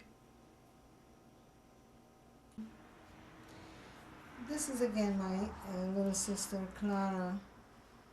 This picture was taken at the river Uzh of my hometown, Uzhhorod, which was named after that river. And this picture was taken shortly before they took us away from home. She was 14 years old, and she died in Auschwitz. 1938 probably. By the way, I made a mistake on the previous picture of my sister. It was taken probably 1944, just before they took us to camp. This is my brother, Frank Valenta now, changed his name from Weinfeld. And this picture, I think, was taken in Israel. He went to Israel when I came to the United States. I have no idea where or what year. He still looks very young then. This is me. The picture was taken right after the war, probably in Prague, Czechoslovakia. This is new hair after my shaved head. This was the first hair that grew out. And I don't know why, but when I look at this picture, my eyes are crying. Maybe it's just my fantasy. was taken in 1945. I was here 2021, I'm not sure. This is my husband and I. The picture was taken in Prague. It really is not our wedding picture, but since we don't have a wedding picture, this is what we're using as a substitute. It was the picture was taken in 47.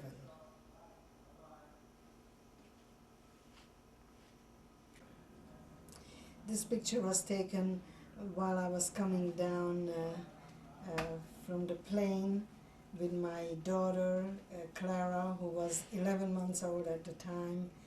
The picture was taken in 1948, October 31st, under LaGuardia Airport. We arrived to New York and then went to Pennsylvania. This is my daughter Clara. She was named after my little sister who died in Auschwitz. The picture was taken in Los Angeles. I'm not sure, but I am in the late 70s or early 80s. I'm not sure. This is my granddaughter, Johanna Spector. The picture was taken, I think, 2 years ago in 1992 in Los Angeles.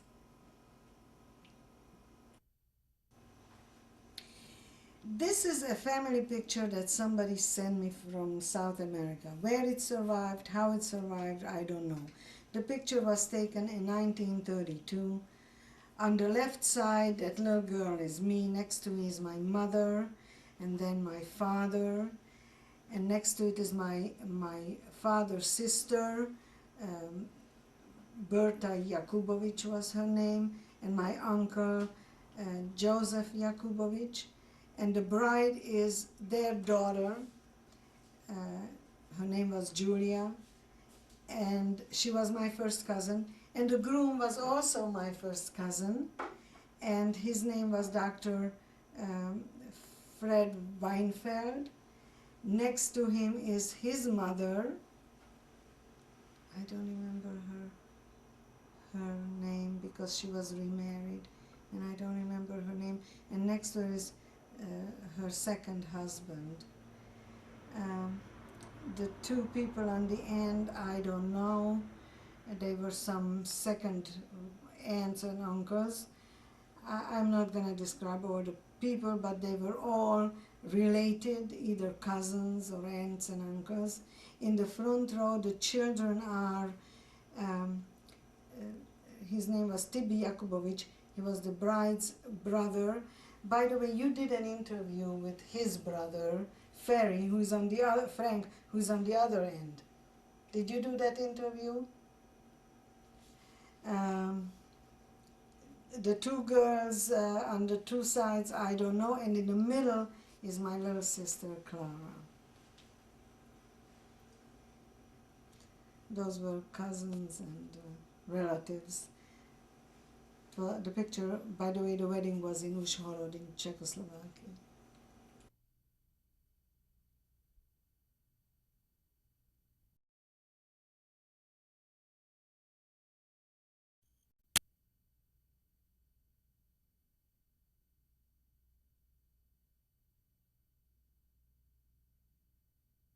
Birkenau, Auschwitz.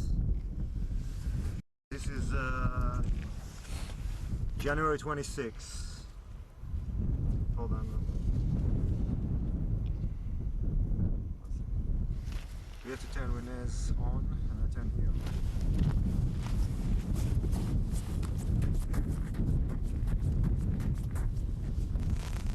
This is on-site interview with Renee Firestone in Birkenau, Auschwitz. January 26, 1995. My name is Renee Firestone. When I was brought here 50 years ago, my name was Renee Weinfeld. I was brought on these tracks on a train full of cattle cars with my parents and with my 14-year-old sister. I am listening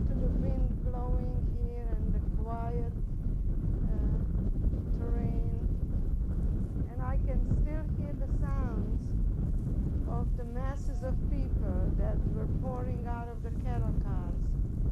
I can still hear the cries of children looking for their parents and for parents looking for their children. It is still in my ears. I hear this mother yelling, Hanela, where are you? And then I turned back to the cattle car and I called for my little sister. And I took her off the cattle car. And in seconds, I looked around, my parents were gone. And there we were, the two of us separated, our world collapsed. Our life has changed forever. Dr. Mengele stood in the middle of the road here and pointed people to go to the right and people to the left. I remember my sister and I were going to the right. And as we were coming into the camp through this gate, at one point my sister noticed that my mother is on the other side, and she kept yelling, Mom, Mom, and she wanted to run to her, and I wouldn't let her. And then she just disappeared, and we were marched into the camp. Maybe you want to follow me in now.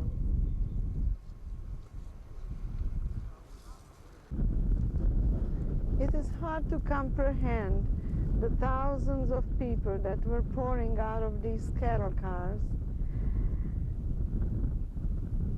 I can't even describe the scene. It is impossible to describe the scene.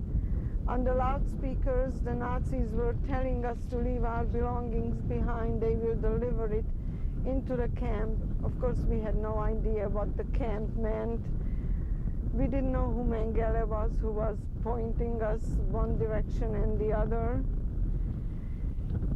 And we left the little belongings that we still kept from home. We left it on the railroad station right here.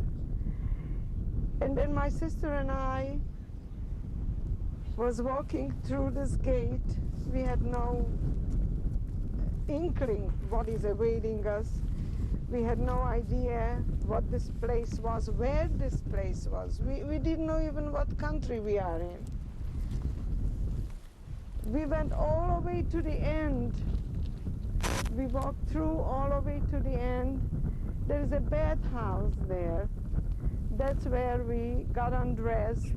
They told us to leave all our belongings again in the dressing room, so this is the last piece of clothing off our bodies.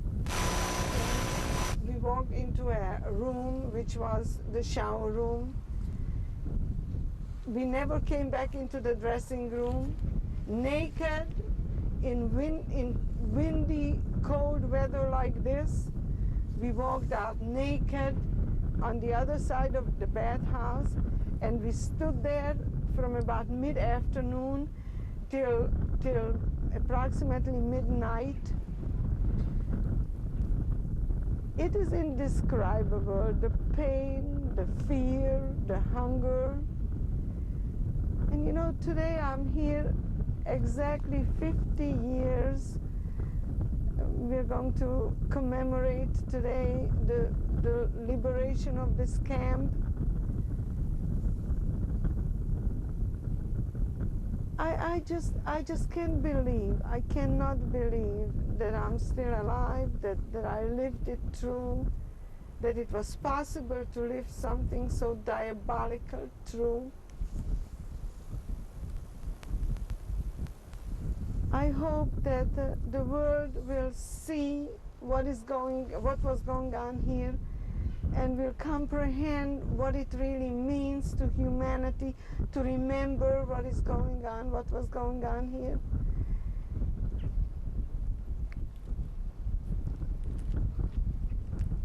My mother, by the time my sister and I came out of the shower, out of the bathhouse, and went into another barrack where they shaved our heads and gave us a piece of rag to wear. By the time we went back into the camp, my mother was reduced to ashes.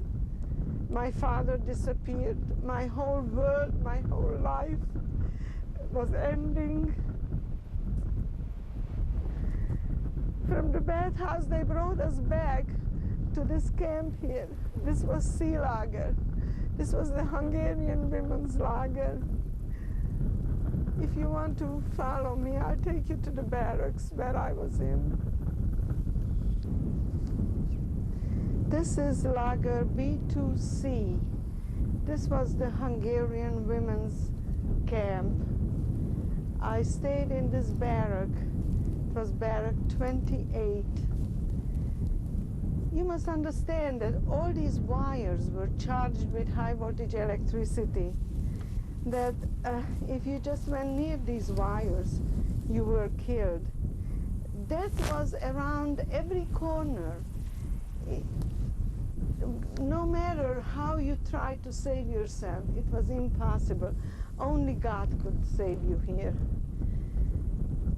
I remember when I was in this camp, I was still with my little sister.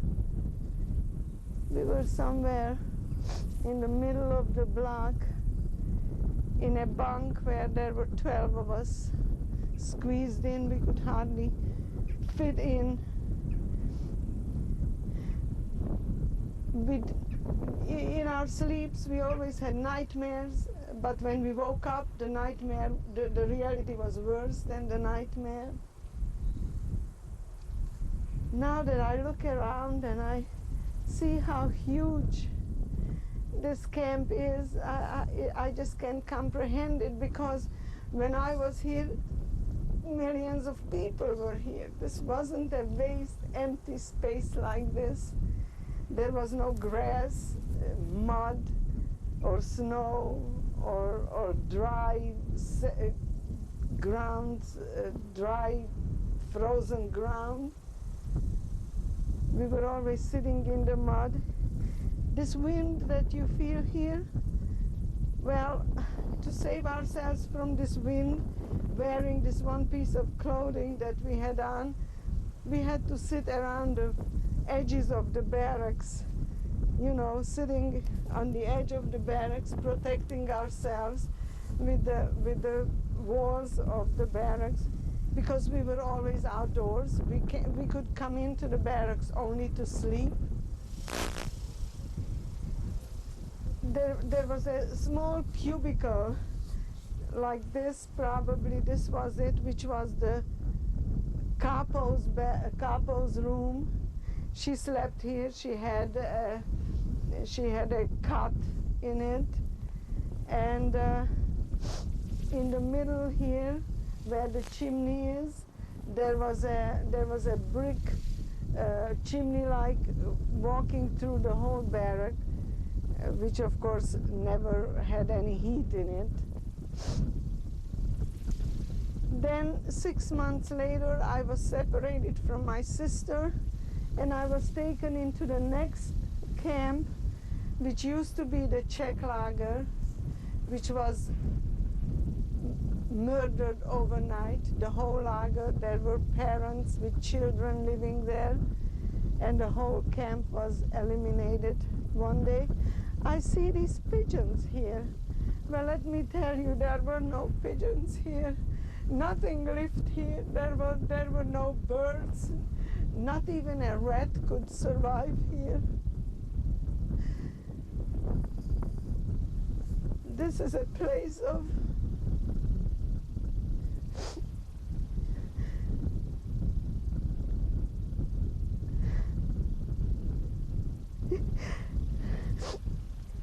this was Lucifer's inferno. The chimneys of the crematoria were visible from here on all sides. They were bellowing fire and soot 24 hours a day, and we knew that it was our brothers and sisters that were being burned. The trains were coming in 24 hours a day, 3-4 trains a day, and the prisoners were walking through this gate to go to the bathhouse. And as they were passing by, we used to beg them, throw your bread. You won't be able to keep it anyway. Just why don't you throw it to us? We are hungry. And they didn't know what we were talking about. They thought we were crazy. Why should they throw their food away for us or to us? You know, tomorrow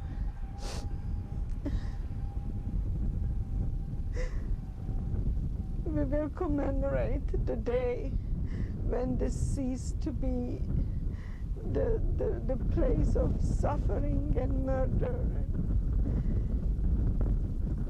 and unspeakable horror to thousands and thousands of my fellow Jews. I can't believe it. I just can't believe it. If these wires, if these bricks could talk, the stories they could tell, the suffering and the starvation and the beatings and the punishments.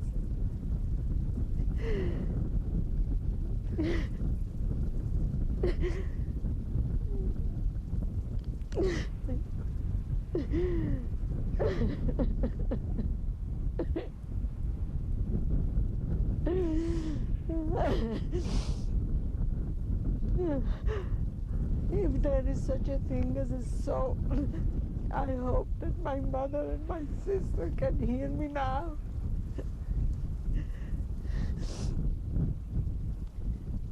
It is their martyrdom that helped me till now to try to help the world, to try to tell the world what happened here. And I want them to hear me say that I will never forget them. And probably soon we will be together again.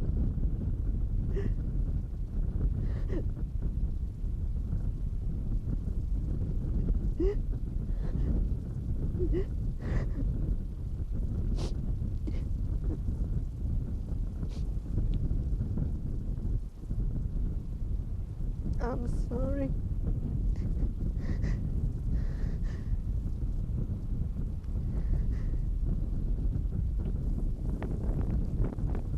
Maybe we should move on.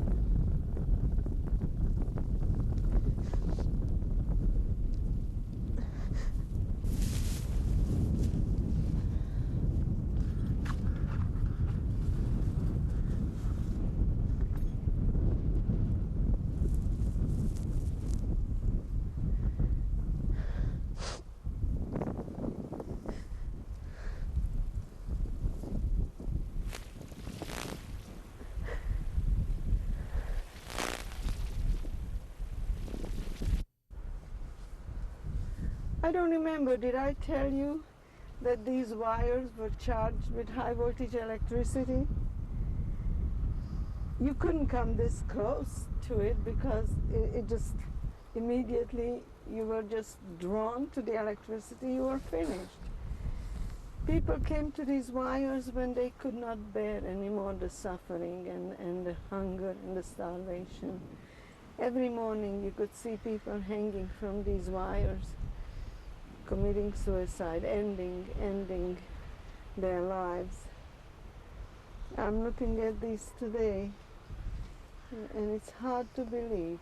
It's hard to believe if these poles could tell the stories, the things that happened here. It couldn't be true. We keep saying to ourselves, it couldn't be true. Yet we all are marked. We all have the numbers on our arms, which tells us that yes, we were here, and now I can touch these wires and nothing happens. Well, I learned something here. But I wonder whether the world learned anything.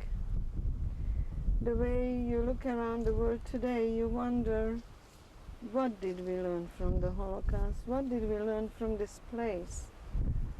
Why don't people learn to live in peace with each other? Why don't they learn to respect one another?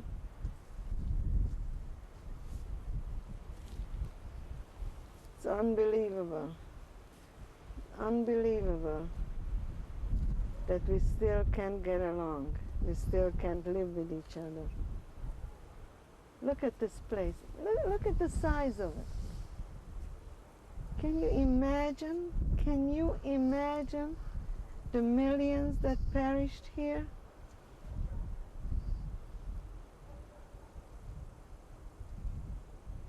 It's hard for me to remember. It's hard for me to comprehend what I experienced here. I only hope that will never happen to any people anywhere in the world. That's all I hope for, and that's all I pray for.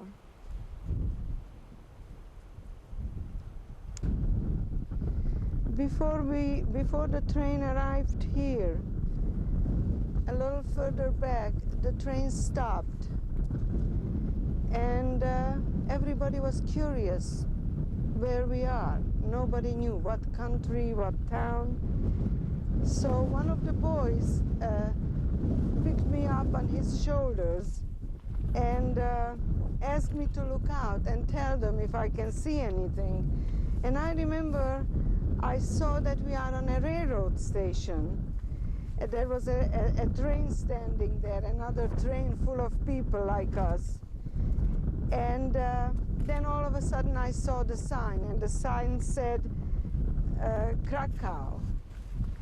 And without me even thinking, before it even hit my brain what that meant, I yelled back to the cattle car, "We are in Krakow."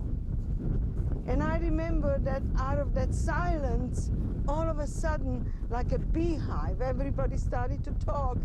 Everybody panicked. We all of a sudden realized that we are somewhere in Poland. And we knew that Poland is the bad place to be in, because we already heard rumors that in Poland the Nazis were killing the Jews.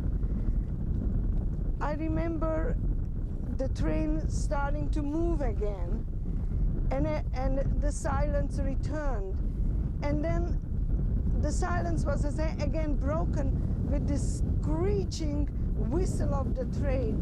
And from Krakow all the way here, the whistle never stopped.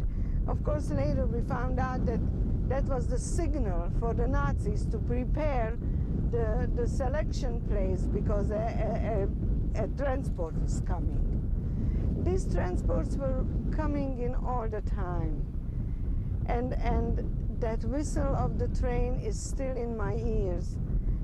That's why when I look around again and I see how quiet this place is and how serene it looks, it certainly didn't look like this then.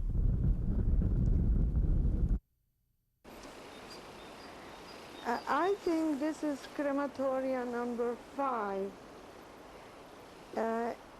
I think that my mother was killed here, and most probably my little sister also. It is pretty hard to visualize what this place looked like before. Somewhere under here there was a gas chamber, and maybe it's here where the elevator brought up the bodies, and then they were disposed of in the ovens. I don't know what I can say about it. I don't know how I can even speak about it. It is so frightening. It's just something beyond the human understanding. People come here, I see, and they light candles. I've seen a few candles around here. And somebody left a wreath. with Jewish colored ribbons. Probably someone whose parents also perished here. How can anybody believe this, that this happened? But we must show it, and we must remember it, and we must show it to the world.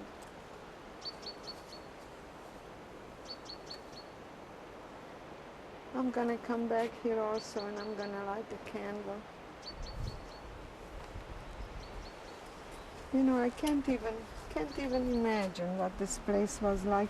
I recently read Dr. Neasley's book, and he writes about this place, and it's just unbelievable how many people were murdered here.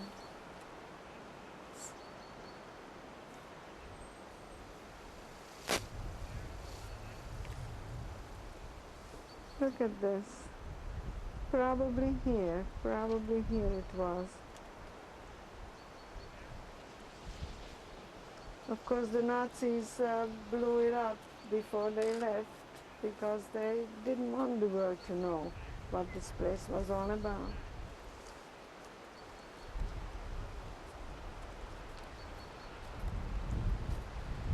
Some of this stuff.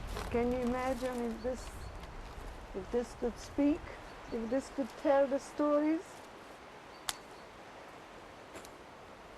If the souls could speak here?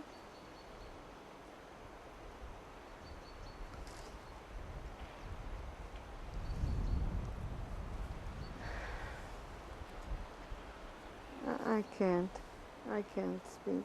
I can't describe it. I can't describe what I feel either. I don't know whether I don't feel fear more than anything else. Fear for future generations.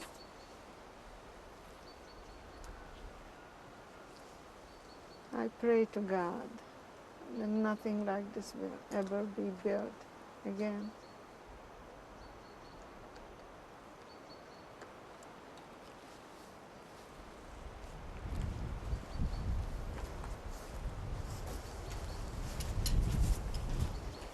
Look at the size of this.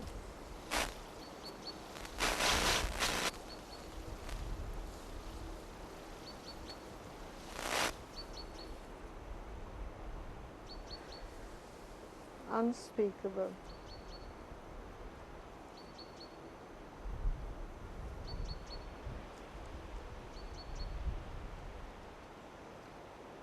Here I can do only one thing, pray for my mother's soul, for my sister's soul, and hope that they are resting in peace. Because I am not.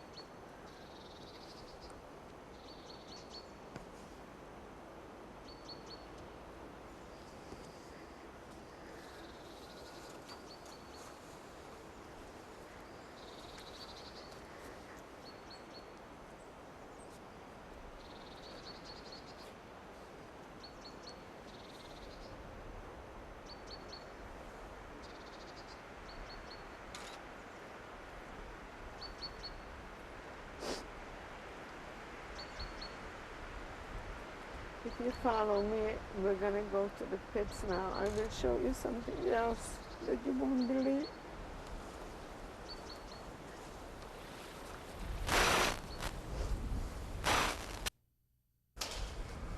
And this is the bathhouse. This is the bathhouse. In these big ovens, they were disinfecting the clothes. Not our clothes, because we never changed clothes here. But when they killed the people, then they stripped them, and of course they disinfected their clothes. Or if prisoners from the camp were killed or had to go away, this is where they brought to disinfect the clothes. By the way, I want you to know that this place was filled with lice. Our clothes was always filled with lice, and we had no way of cleaning it. So you can imagine that the Nazis were terribly scared of typhus, which was rampant here, And that's why this is where they brought all our belongings once we were gone. And this also is a place of horror. On the two sides there are two shower rooms where the prisoners were brought and took a shower, and then we naked we were disposed of on the side of the bathhouse. There is a space when we go out, I will show you, which was a barrack at one time. And then we went in there and they shaved our heads and they sprayed us with DDT, and then finally they gave us a piece of rag which was disinfected here, and that's how we entered the camp itself. We no longer looked like human beings, we no longer felt like human beings. It's, how can I describe that? How can I show you what it looked like? Thousands of women with the shaved heads. We looked like comic strips. I remember I couldn't find my sister. Once we got out of here, I couldn't find my sister, couldn't recognize her. It took me a few hours before I recognized her. I wonder what are these scratches on the wall. Who knows? Who knows what's here?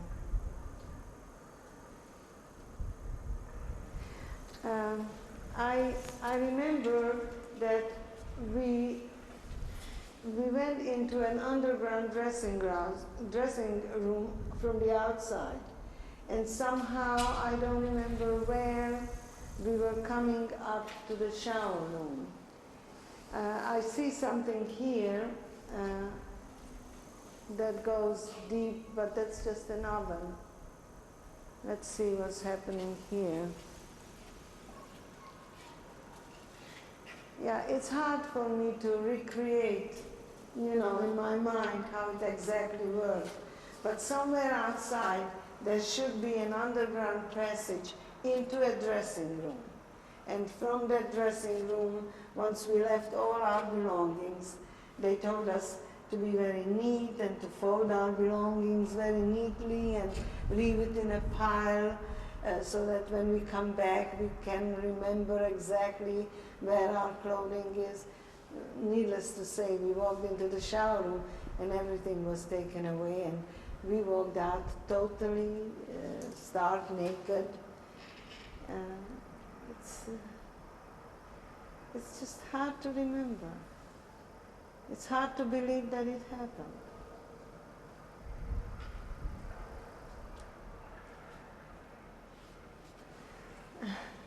Also somewhere here, I don't know, maybe it was in this corridor, I don't remember.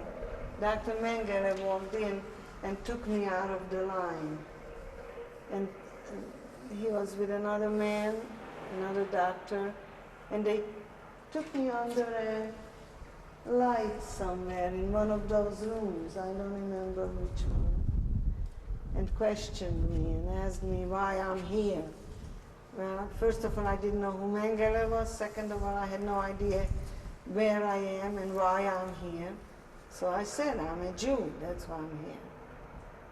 And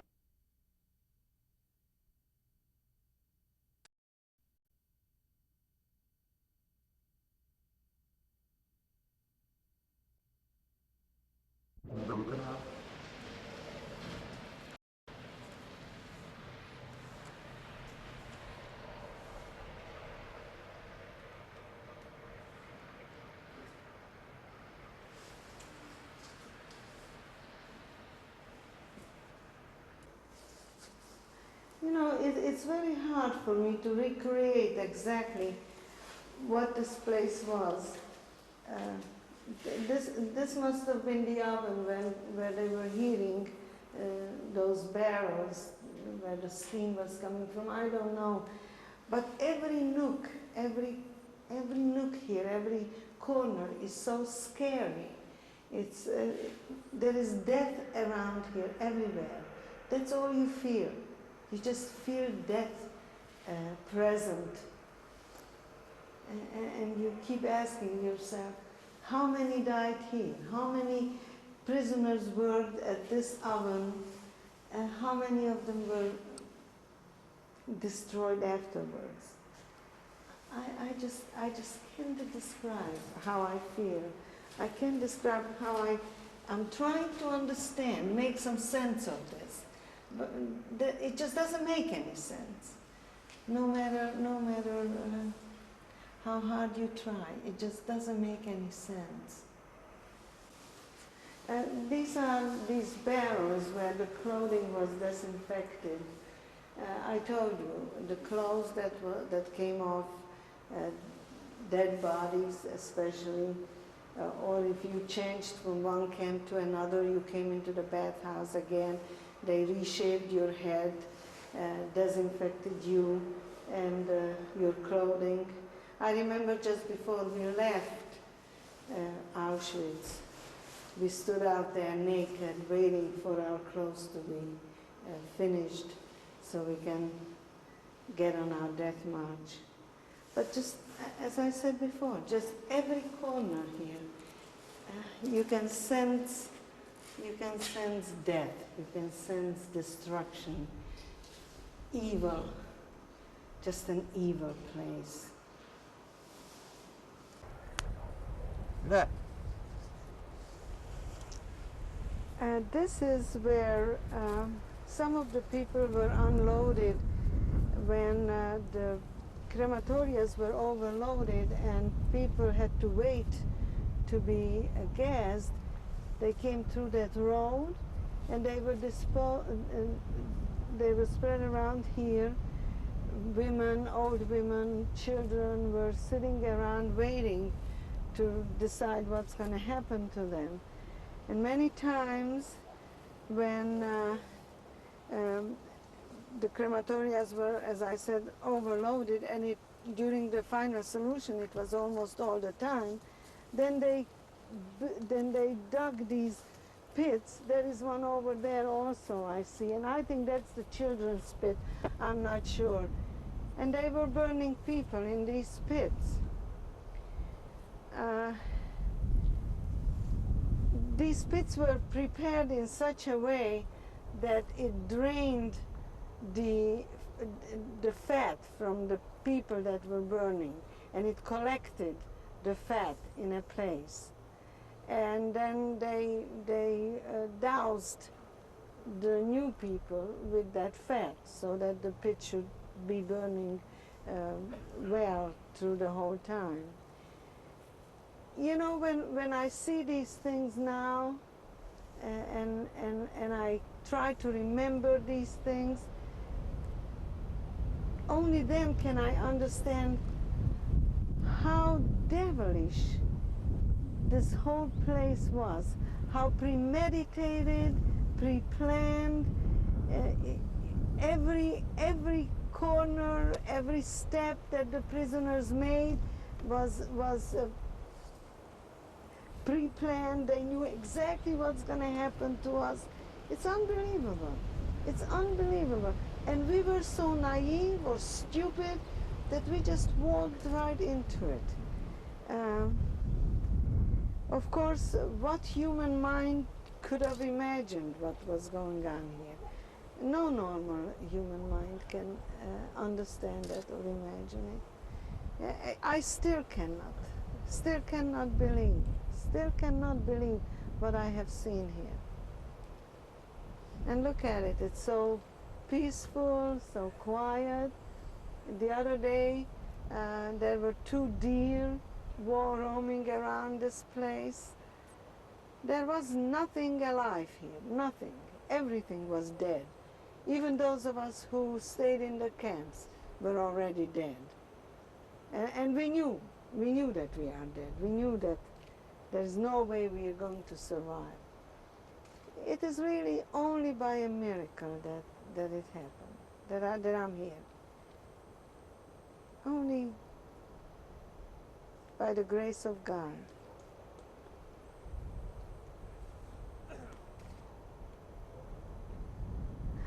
You know, it's so funny. I've been talking to children in schools about my experiences for 20 years.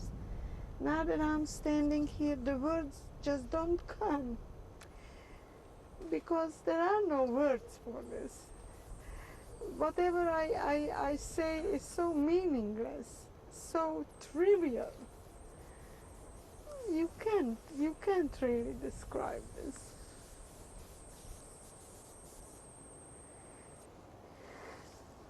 Forgive me, there's just nothing I can say about this place.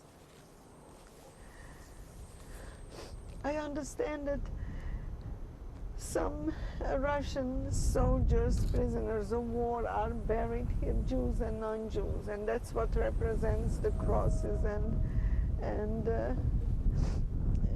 the stars of David.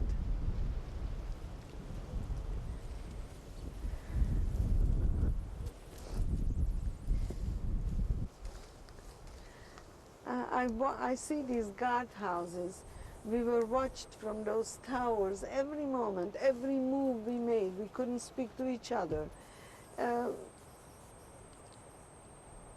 Every human being who survived here was on his own, and every life was in danger every moment of the stay here. Nobody believed that we ever will leave this place. We just couldn't believe it because we saw what was going on here. The chimneys were burning 24 hours a day, and the fire was bellowing out of it. You could see it, you could smell it. It permeated this whole territory. You know, people in the city say that they didn't know what was going on. It's impossible. It's impossible. The smell permeated this place in such a way that it ate itself, the smell ate itself into our flesh. For years I could smell it on myself. There's just no way they didn't know. No way. And what should we say about those who claim that it never happened? How can we convince people? Look around. How can we convince people that there was a place that resembled only hell? Well, I hope that the world will see it while it is still here, because we are not going to be here much longer. And once we, the survivors, are gone, I'm afraid the world will completely forget. I hope not, but unfortunately, that's what I fear.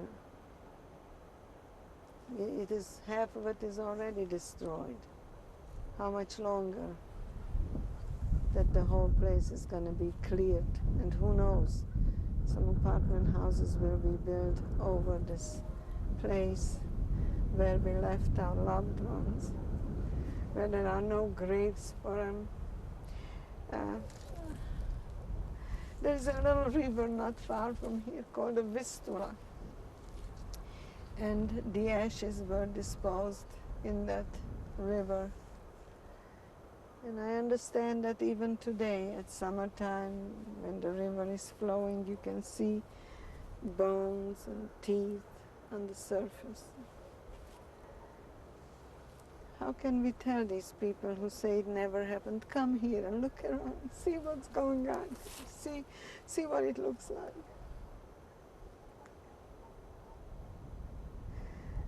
You see, when you look around, you see nothing here, but when I look around, I see the thousands of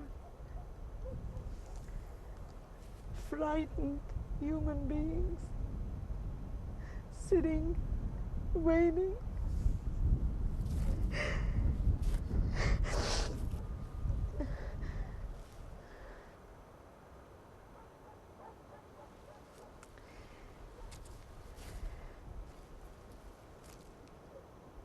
Please don't ever forget. I'm asking you, you are still young, you will be here for a while. Please don't let the world forget.